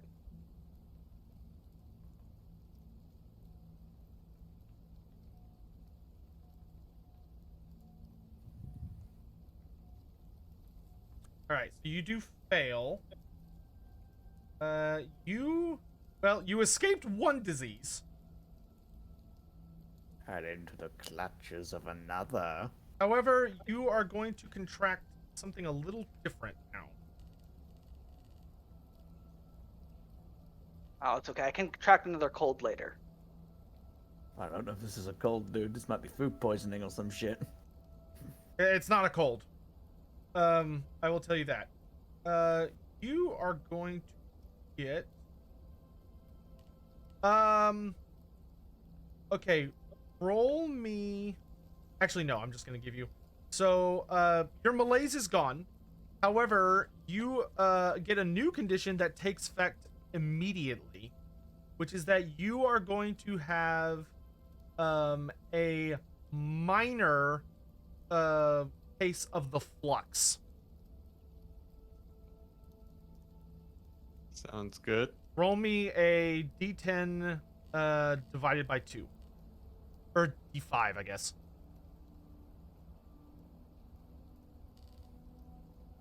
Four. So for 4 days, you have a minor case of the flux. Which means that as often as Dorothandrel can, you will need to go to relieve yourself Oh no. fairly frequently. Because you've got just a fun case of diarrhea. Also, Wait.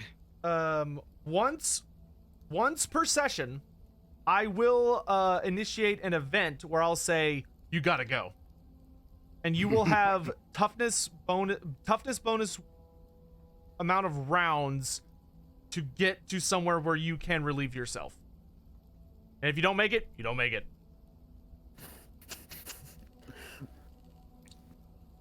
Spittlefeld Tenement been looking real nice now, isn't it? So, but that is the only downside. So your cold is gone. You now have the flux. So, you no longer have coughs and sneezes, but you do still have to deal with. Now you get to run to the bathroom and shoot your guts out occasionally. Fun. All right. Oh, also because it's been 2 days now for the next leg of the journey, Mr. Who is it? Astaroth or Sigmund? Astaroth, my cold starts. Your cold starts. So, Elf, you can't help but notice just as you stop sniffling and coughing, someone else has started sniffling and coughing. And the last thing is I need for Sigmund and Thend and Ogre to roll an endurance check to try and avoid the cold that their new companion is now spreading between the elf and them. But we're only going to check once per leg of the journey. Okay. Average. No, it's challenging. No, Sigmund. Sigmund, do you have any fortune points? Nope. So All the right. last one. Roll me 4d10. Unless you want to get corrupted. Ooh, interesting. Okay, so for 48 hours, yours will not. So yours will surface when you arrive in Delbers. Okay. All right. Next leg of the journey. Elf, life is pretty miserable for you. You are having to basically run off behind a tree or bush frequently. You are going to take 1 wound per day. Now that you have the bloody flux. The bloody flux? Sorry, Or a just minor flux? regular flux. Stop different. Minor flux, but you still lose 1 wound. Just Oh wait, I seemed lied. it escalated a little fast. Yeah, never mind. I lied. I misread this part. No, you don't take any damage. You just hate your life. Oop. But you don't take damage. You just are not having a good time. All right, it is Where, now. where are you going, Super Slim? The forest. Again. You said you hated forest. Y'all do notice the elf slinks away about once every hour-ish, once every 2 hours. It slows down your journey a bit, but he moves fast enough that he's able to still take care of that and move quick enough to easily keep pace with y'all, thanks to y'all moving at a dwarf's pace. Just keep going. I'll catch up. Have you got the shits? No, the shits are what I'm giving the forest. So yeah, you got the shits. Wait, I can't suggest that. You're not a nobbler. Also, you all definitely notice that Astaroth has a pretty gnarly cough and gets sneezing fits as well. It almost seems like sickness is taking hold in the party. You slims are weak for this stuff. I don't know what happened. I never get sick like this. First, Super Slim, now you, Rough Slim. What's next? Fancy Slim? Stunty? Sure. Maybe it'll be you. Dwarf, Oh, if it's me, I'm a swing. Dwarf, you feel pretty confident that whatever is affecting these poor, sad little manlings is not going to be able to take root in a proper dwarf. Fingers crossed. All right, it is now the last leg of your journey. You all get to pick another travel endeavor. Ogre, I will say, if you want to sell the boar meat you have acquired, you can attempt to pass it on as your own work, but obviously that would result in you losing it. Rarit does not want to do that because so far nobody barring the elf has an inkling of what he actually could do. I will try again for more food to sell at a later date when we come back. Okay, what do you want to do for this leg of the journey? I'll try the foraging again for animals. Okay, you may roll a outdoor survival chest. Okay, challenging. Woo! Rarit. Wow, we're about to do something very sudden and strange. Rarit, as you are making your way through the forest, the elf has made another stop. The dwarf is plodding on ahead because he knows everyone can catch up with them. Astaroth is sneezing and coughing, following along with the dwarf. And Sigmund is a little further out ahead. So you move into a part of the forest by yourself, and you're looking, and you feel like you're on the right path towards something. And you continue pushing forward, and all of a sudden, out of seemingly nowhere, you turn a corner, and you come across... One moment.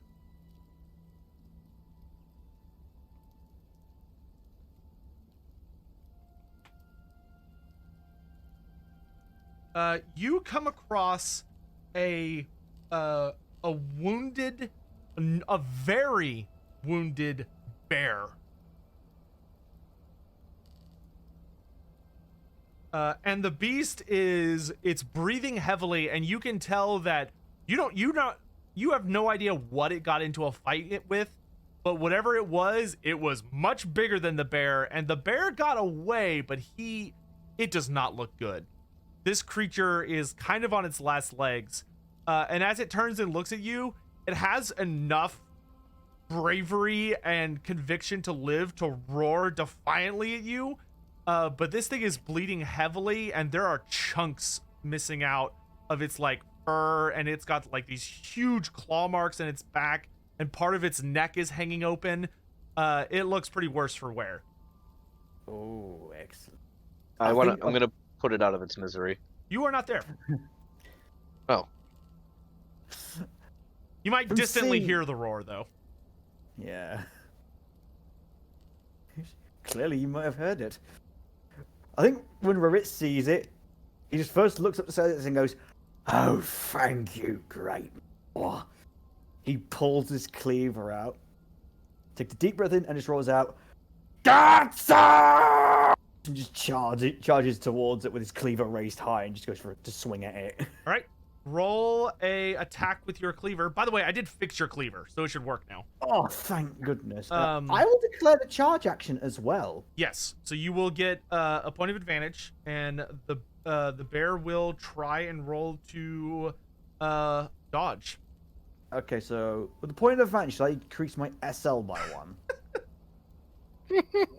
He's not dodging. Sure. Why not? I'm sure it'll matter.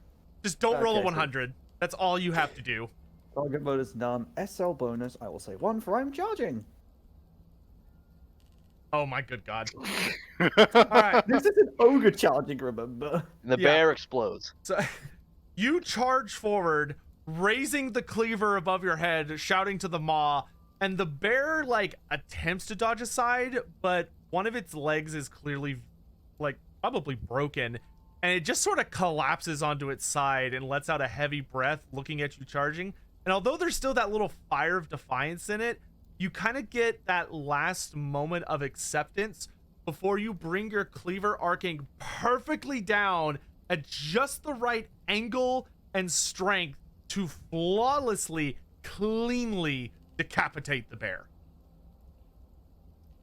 After I just cut it, I then just start until see then pushing the first the head away. I just start hacking at the body and just start loudly giggling. More is gonna be pleased. All of you, I've got a bit for the grease. all of you except the elf, who is having an internal struggle of a different kind, do hear the sounds of butchery and glee. Due to your extreme levels of success, roll me a very easy butcher check. Ooh, excellent. I will be keeping the skull as well for an extra skull. So let me see. It's on my main. Oh, it's it. So butcher, very easy. Yeah, good thing it was very easy. You don't have any fortune points, right? I have none left. Okay. So with 2 success levels, you are able to get. So you're going to acquire a fully intact and expertly removed bear head. Excellent. With all the skin and fur and fresh bits. You will also successfully gain yourself.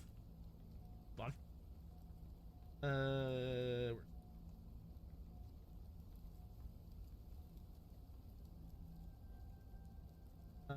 Yada. Ah, here we are. Okay, and you're just harvesting it for meat, not really anything else. Meat and bones. Okay, you will acquire based on the bear's size. The bear Also, what encumbrance should the bear head be?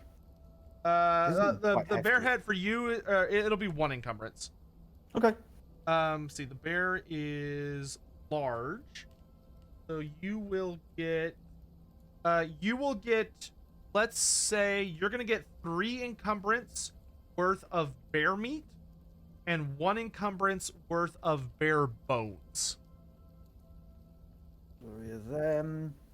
Then You feel confident that maybe you could have gotten more if the beast hadn't already been so dearly wounded by whatever attacked it, but at the same time, it also would have been much more dangerous to take down. yeah. If possible, while I'm there, I'll also quickly pull whatever fresh pieces of fur it's still got left. There's plenty of that. Yeah, I'm gonna pull fur off as well, but obviously when I get back to the party, I'll say what I'm gonna do with the fur I am. All right. After y'all hear various sounds of violence and a bear roar, followed by ogre screaming and then laughter, and the ogre emerges from the forest covered in fresh gore, and seems to have acquired himself a lot of new goodies. Like you found something nice. Oh, the more blessed me. Oh, hello, Slims. I got bear stuff. Found a bear. Yeah, wounded it was. But oh, look. He just holds up the bear skull with all the fur and stuff on it, still going. Hey, that's 2 heads for me. Oh, that's a good catch, but it was wounded, you Yeah. say. Yeah, Do you think, very think it was the nice. Manticore? I'm gonna think back to it. That seems possible to you. Maybe. It looked like That's something the really case. big. Might be near. Oh, is it near? Yeah, if that bear was wounded and still alive, if it was the Manticore or whatever wounded the beast, is very close. Yeah. Oh, I got some of its fur as well. Hold on. kind of like puts it in his bag, going, Oh, it's getting big now, my thing. Ugh. First off, if we can let this dry the blood a little bit, and if any of you know about sewing stuff together or stitching, you's not can have yourself a little bit of fur stuff so you don't get too cold. Or Ah, I could just say bugger to all of you and just have it for me. You're not sure how you feel about the large clumps of bear fur clotted with gore. yeah. Looking at it, like, big man, I don't think we get much use out of those chunks, my friend. Oh, Appreciate the thought, but you more than likely can keep them. yeah, I've already got my apron and my trousers here. My trusty gore trousers. You know what? Screw it. I want to find someone who could make this into a little bit of a headscarf for me, or a bit of a capey thing. Oh, a capey thing. Oh, like a hunter. Wait, that's a bear I killed. I might have a big name. oh, he's starting to get excited and start stomping a bit, going, Oh, have I got a big name now? Got a big name now. Killing bears a big thing in ogre culture. Roll me, ogre. Roll Yeah. me a easy intelligence check. ooh, okay, and I'm a smart cookie. So intelligence, just easy, you said, right? Yeah, or if you have lore Great Maw or lore ogre, that would also be acceptable. I don't have Law Greatmore yet because that's next level. I only have the language for that and magic. Okay, yeah, no, just do flat intelligence then. Okay. But it's easy, so plus 40. Okay. Never mind. You do hear the maw whispering to you. You feel rumbling in your gut of, don't you want a big name? Don't you want to revel in your success? Don't you want to embrace the glory of the maw? Oh, I should. But if we killed a Manticore, I've definitely got it then. Fair point. Oh. I take it you're not accepting the corruption or dark deal then. Hell no, hell no. Okay, moving on. Let's do Thind. Thind, what would you like to do for the last travel endeavor? Alright, let's make good shelter to make sure Astaroth is not gonna be screwed later. Okay, so are you wanting to make camp to make sure like the camp is like really nicely set up and everyone's able to rest well, or are you wanting to do a woodsman thing to try and protect everyone from exposure? We'll try to make sure that people are not exposed. Okay, roll me a actually, dwarf, roll me a d100 because it's been 2 days and the weather is about to change potentially.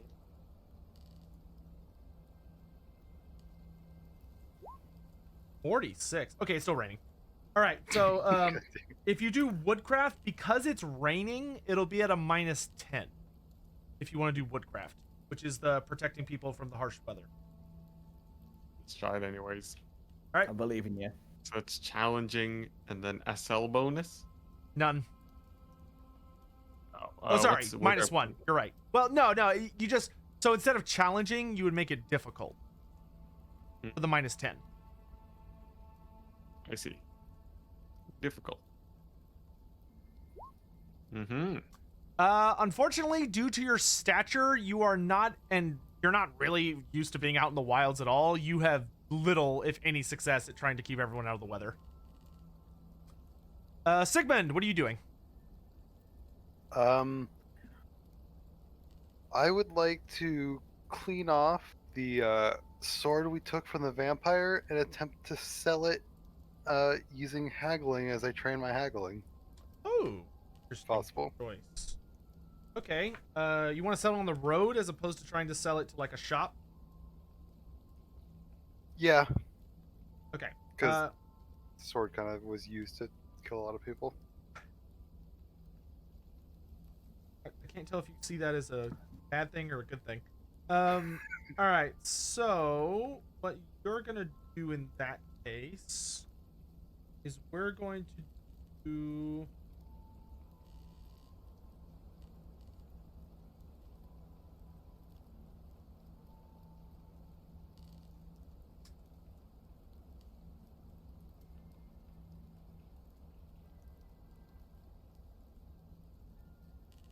All right. So what you can do is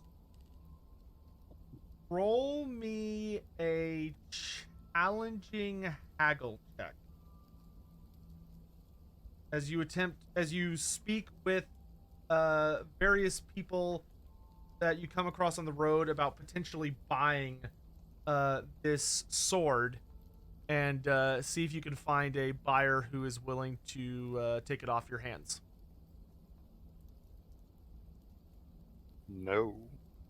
Nobody. Everyone that you encounter it's mostly like peasants or like traveling people, like little merchants and stuff. Nobody needs a weapon.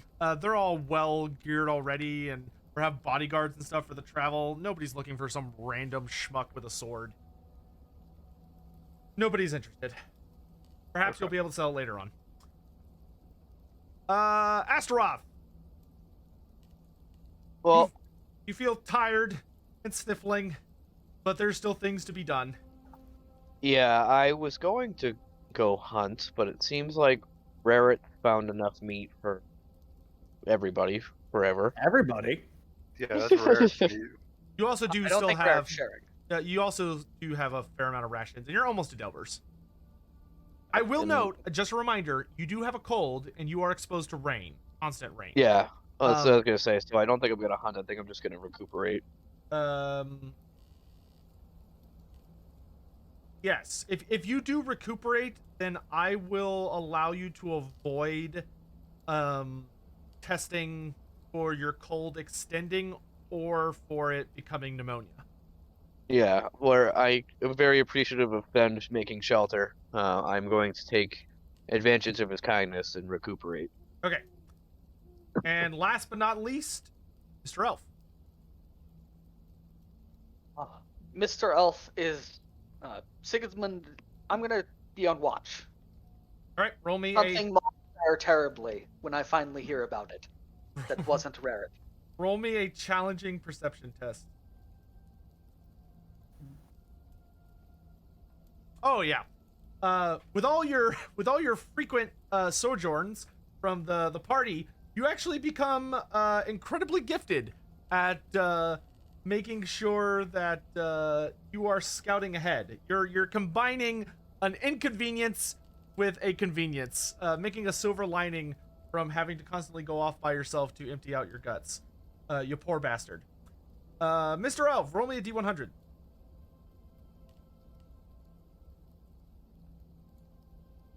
Oh, 11 again. 11. Interesting. All right. As you all continue along the road, you come over. You're all coming along, and the first thing you notice is the sound. All 5 of you hear crows cawing, and other birds making noises, and you hear even a wolf howl.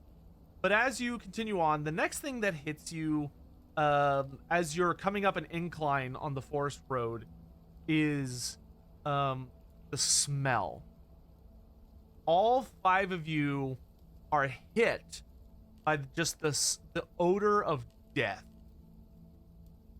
And as you come over the crest of this hill and look at the next kind of leg of your journey that'll take you through the rest of the day, you come across the site of a battle.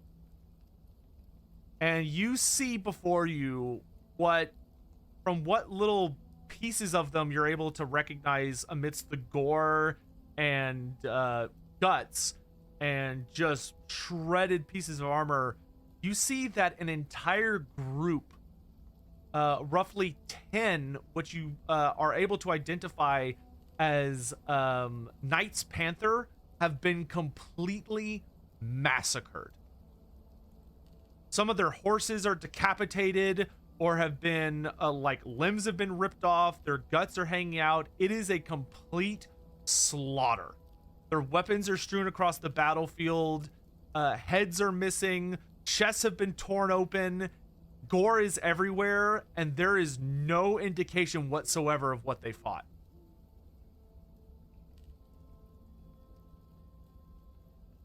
These were the people that we saw leave when we first set off?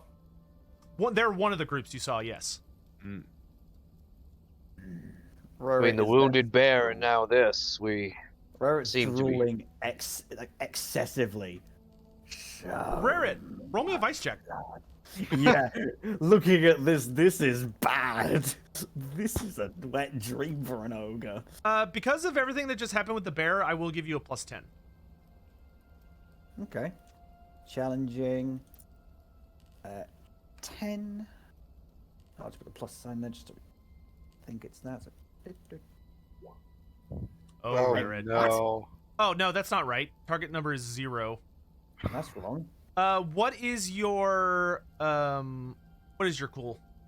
My call is 40. Okay, so you still fail. Yeah, it would have been 50, so I would have failed. All right, Rarit. I like 2. Rarit, you have a choice. You may either rein it in, do everything in your power to avoid indulging in your vice, but if you do that, you are going to take a pretty significant penalty until you indulge in it later. Or you can give in to the mall's call, run ahead of the party, and start feasting on this bountiful banquet that has been laid out before you. I know what I'm doing. He's going to look to it and going, lads, if you don't want to throw up, don't watch. And I'm just going to bolt for like the horses first I am. Oh god. Arthandrel goes on a bathroom break. That's fair. For the 3 of you that are remaining, I need y'all to roll me a, he's feasting on the horses right now. So Yes. it's extremely disgusting, but, especially for the, you, Sigmund, and Astaroth, you have a very bad feeling he might not just stop with the horses. Yeah, I'm gonna try and intimidate Rarit. Oh, this will be interesting. All right. Well, first, what do you say? And like, You know, how do as you he's- approach him? So, do I need to roll to not be disgusted by the horses first? You Or also, No, like it's gross. Like Rarit has a pretty much a negative fellowship penalty with you guys right now. But it's not any more gross. Well, you know what? Yeah, go ahead and roll me an average cool check. he's eating guts and everything. No, you're okay. Like it's disgusting, and frankly, you're beginning to question if having an ogre among you is really worth it at this point. But you hold your stomach, and your will remains strong. so I'm gonna walk up next to him as he's eating and say, "Hey, big man, listen. You can eat the horses all you want. I don't care. You will not touch the bodies of those men. Oh, Those are- what? those are- Slim? Those are men who had families, and their bodies can be brought back to Middenheim. We know where they are. We can report them, and they can be brought back to their families. Don't you dare touch those bodies. Oh, what? Slim. I'll put an arrow right through your eye. Okay, so you're gonna roll a challenging intimidate. He's gonna roll a challenging cool. Actually, shouldn't he roll a harder one? Because I'm a size larger than him. Oh, That's a good Fair point. would kick in. That's a good point. so do I have to reroll? No, you just failed by 2 degrees instead of 1. Yeah. Okay. But So, maybe the ogre is cool. gonna be not cool about it. You really don't want to get shot in the head. And there is a lot of horse flesh around.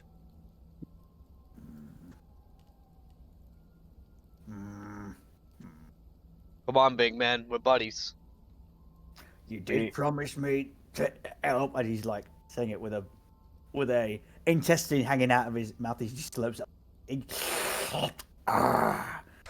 All right. Pull your slim boys away, and I've armor you want. I won't Good. eat them if you keep them away from. Oh, Good please. man. No, give me that kidney. No. Astaroth and Sigmund, you and Thind, y'all definitely kind of have that chill down your spine. If you could tell the ogre hesitated. That was not a, oh yeah. It was a, he definitely had to think about it. You're beginning to understand that maybe the ogre is a little bit more bestial than you initially considered. Like when he's good, but when he's not good, Well, let's get to All these right. bodies before. Yeah, let's pull these men away. What remains of them? For right. now. now here is the big question. Those of you who are all three of you, you may answer independently of one another because you're doing your own thing. Do you want to search their bodies or take anything from them? There are weapons lying around. There are scraps of armor. They might have personal things on them, such as money or other things. These were pretty high-class knights. Do you want to loot the corpses, or do you want to leave them as they lay after moving them? I don't believe the dead need anything from the material world now that they've gone. Oh, yeah. I would say... Dwarf, if, Well, go ahead. Dwarf, if you say no, I need you to roll me a vice check. I'm definitely looking. Okay. Sorry. Continue on with your comment. I was gonna say, as long as we don't find anything that's not like that doesn't look overly like a personal thing, like a drawing from their kid, or like a sword that obviously looks like a family heirloom and not something that's standard issue. Yeah, I would say we could. Anything's free game.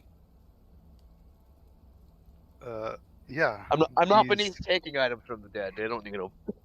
Just as long as it's not something that their family would want back. All right. So, are all three of you looking? Does anyone not want to grave rob? It's not grave robbing. They're not in a grave. It's securing. It's securing their funds back for the better of the empire. You're right. Obviously, they can't. I'm sure They more. can't use it right now. I'm sure more will understand. Okay, so those of you who search the bodies, please roll me a challenging. Do challenging perception as you're kind of moving around the battlefield, picking them up, carrying them over, etc.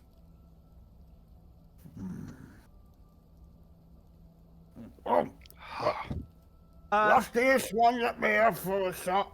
Skinning knife, Slims.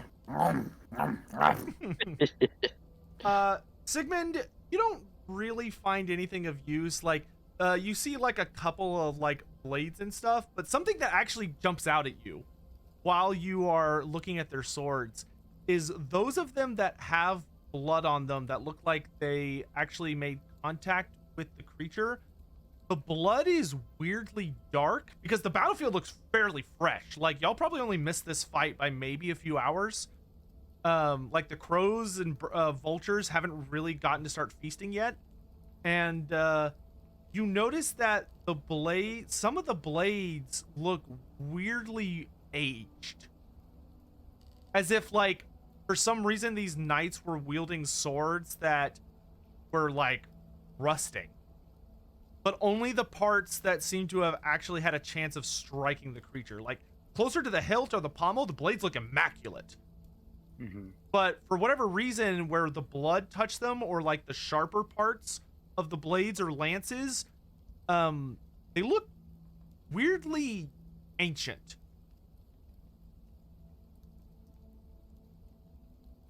Astaroth, you know about this Manticore, at least about Manticores. Just a bit. Have you heard of their blood being corrosive? Would I Roll know a anything about that? roll a hard lore beast check.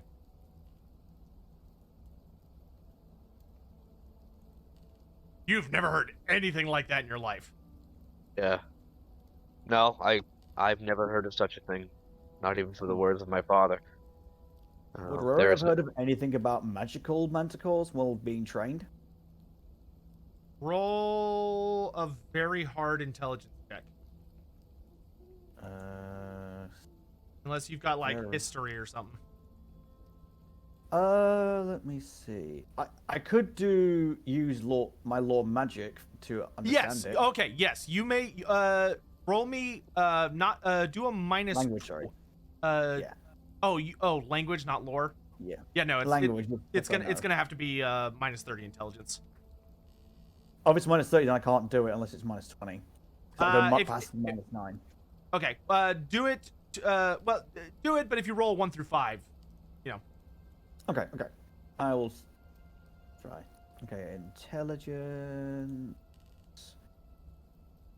Do.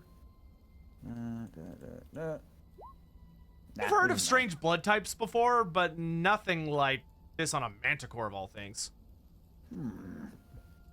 Sounds weird to me.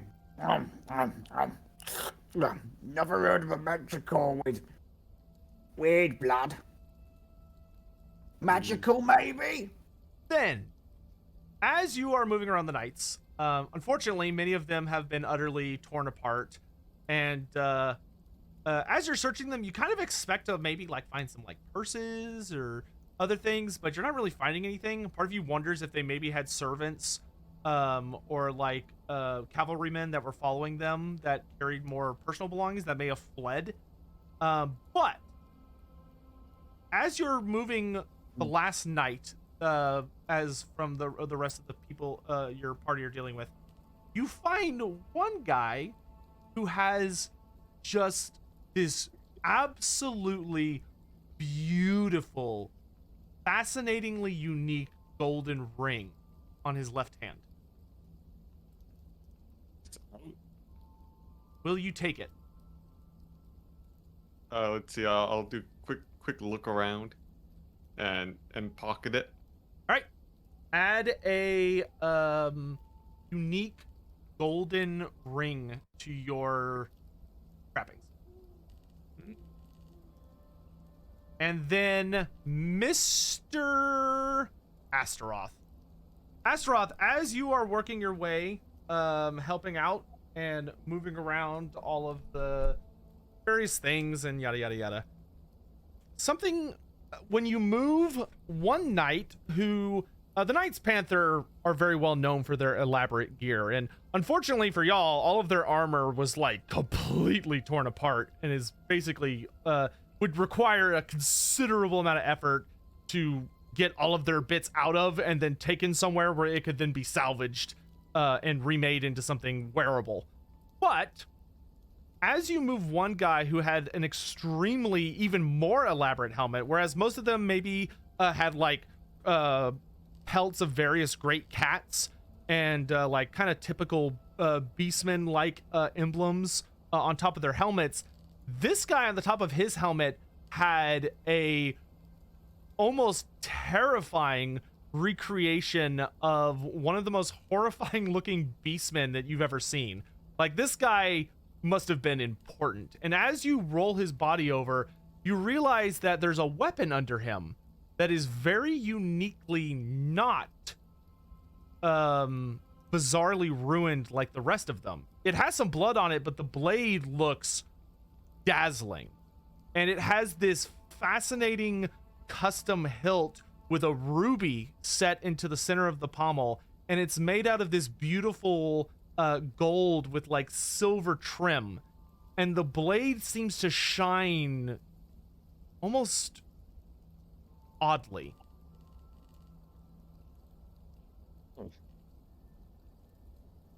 I will take it. All right. As you pick it up, you feel something. You're not really sure what just yet, but you feel a little strange. And you are able to locate a scabbard on his body, and the scabbard is marked with all sorts of intricate inlaid details. And there does seem to be a mention of there's a name, but the only thing you're able to see is an R, and then there's a big gash as if from a fang or talon that blocks out the rest of it.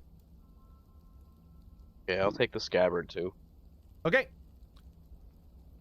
But you have successfully moved all of them off the road, just to the side of it. and away. More importantly, away from the ogre's massacre of those poor horses.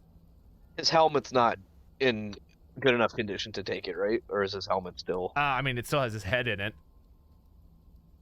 Could I just shake his head out? Like, Sure. It probably like the helmet's not gonna really fit on your head particularly well if you're thinking of wearing it. Not to mention it's full of all sorts of nasty stuff. But yeah, sure, you can take the helmet.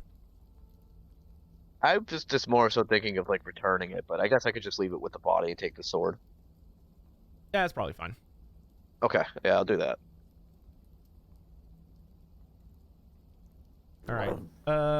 Let me see something real quick. I add for encumbrance for that sword. One moment. I have to pull up the right book real quick. Ah, here we are. I need you. Or I guess I should probably roll it. Here we are. So for this sword, actually no, I'll let you roll it. We'll make it fun. Let's see here. Yada yada yada. All right, I need you to roll me a D100. 23.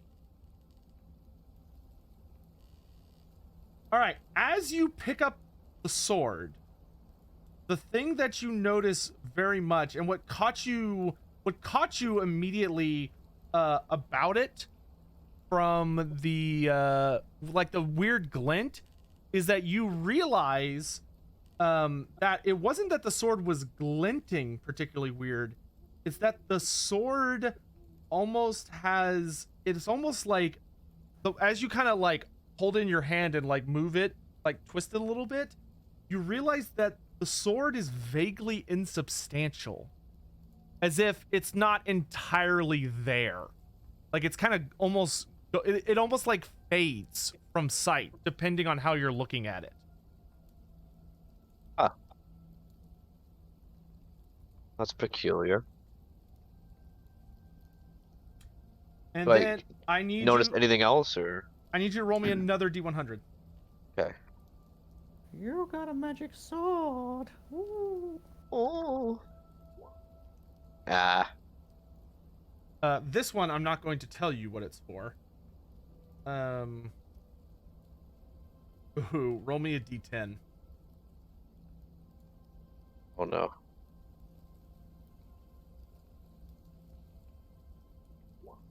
Oh.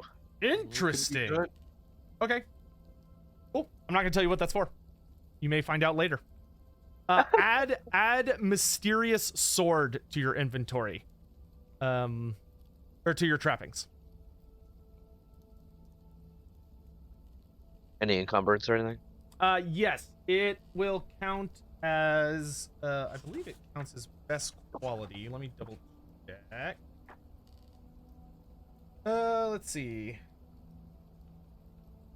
Yes, it will be a best quality sword.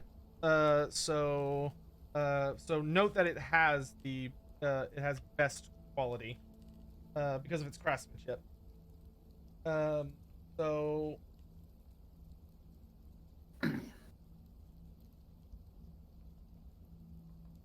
this sword, so under qualities, until you discover what else it does, just note that it is lightweight.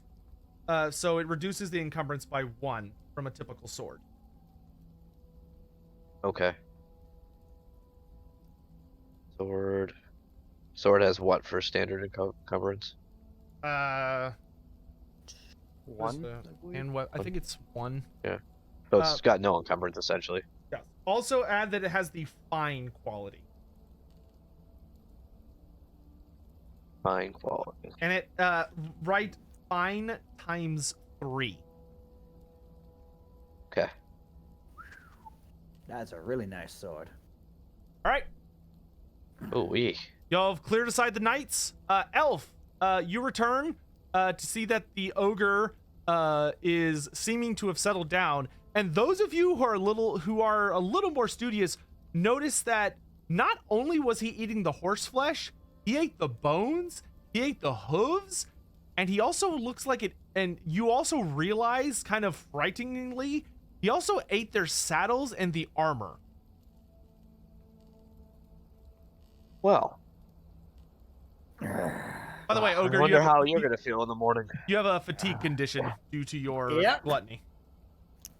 Yep, I got a new fatigue condition. All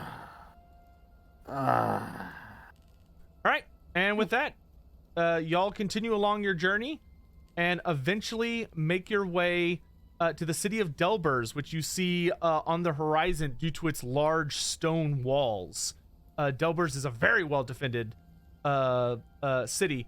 As you approach, I need everyone except for the elf and Astaroth to roll me challenging endurance to see if they can track the cold that Astaroth has. I already have it. Wait, Sigmund already has it? Yeah, it's just incubating. So it'll be Nice. starting Okay. Ah, when we yay! get here. So wait, so just the dwarf and oh my god. Literally, Can I take a Nurgle's dark taking us deal? all. No, there's no dark deal for this. Son of a bitch! The Moss says you're weak. You don't deserve a dark deal. I ate from my heart more. What more do you want? To Fen, eat the humans. Too. Fen, do you have any fortune points? I do not. Okay, so both of you roll me 4 d10s. So this disease got everybody. Yep. Nice. And Reret did say he'll club someone whoever called. Okay, dwarf, yours will manifest in 30 hours. Rarity, yours will incubate for 45 hours. So okay, so arriving in Delbers, then you're gonna start feeling sick. Ogre, you'll start feeling sick after a day in Delbers. Also, I need to roll for Astaroth. Did we roll for how long you're sick for? No, I don't think we discussed that. Okay, roll I thought it was a 4 days for you. no. That was how long it took to incubate. Okay. Roll a d10. Ooh. Oh, okay. All right, Oh. so you're gonna be sick for a while. And I Great. need to roll now too. Yeah, and Sigmund, as you arrive in Delbers, your symptoms begin to manifest, along with Thin's. I need you and Thin to roll me a d10. Okay. All right, so Thin and Sigmund, note on your character sheet, main tab under conditions that you have a cold for 3 days. Well, for 3 days for Sigmund, 4 days for Thin. Astaroth, you have it for 10 days, and Rarity, you will not know until yours appears. And the common cold gives you the symptoms malaise and sneezing and cough. So that basically just means that you have a chance of spreading it, and malaise is that you have a permanent fatigue condition until the disease is gone. Oh god. Hooray! Nurgle is pleased with the party. All right, you have arrived in the city of Delbers. Welcome to another bastion of brave civilization. The city is bustling. There's people moving around. The guards seem casual on the walls. Life is good. What's to worry about?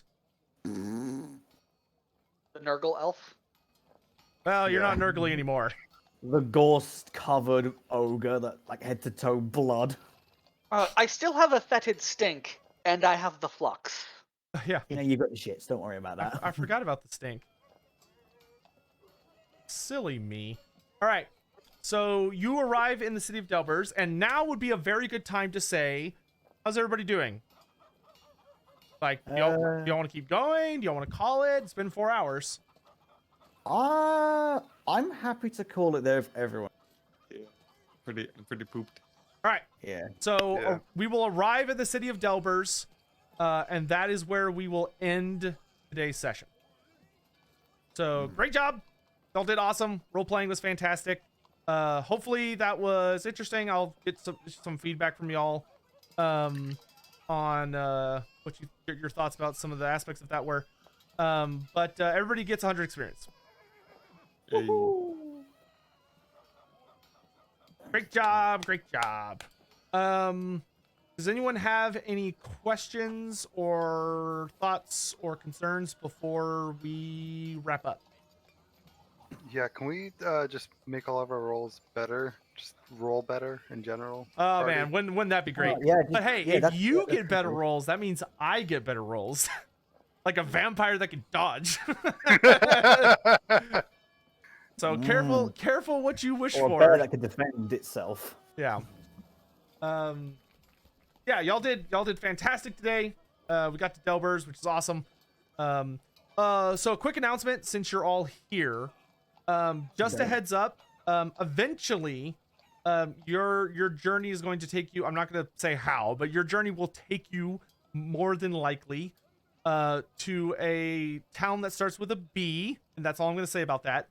When Okay. you arrive in B town, we'll say, we are going to switch from Roll20 to Foundry.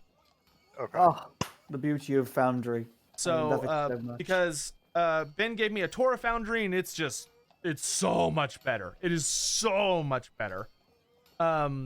So we're probably only going to be on Roll20 for probably, if we get as far as we did next time, probably another 2 to 3 sessions, give or take. Maybe 4 sessions before we will switch to Foundry. It just depends on how long y'all take to get everywhere. But completely fair. that is all for today.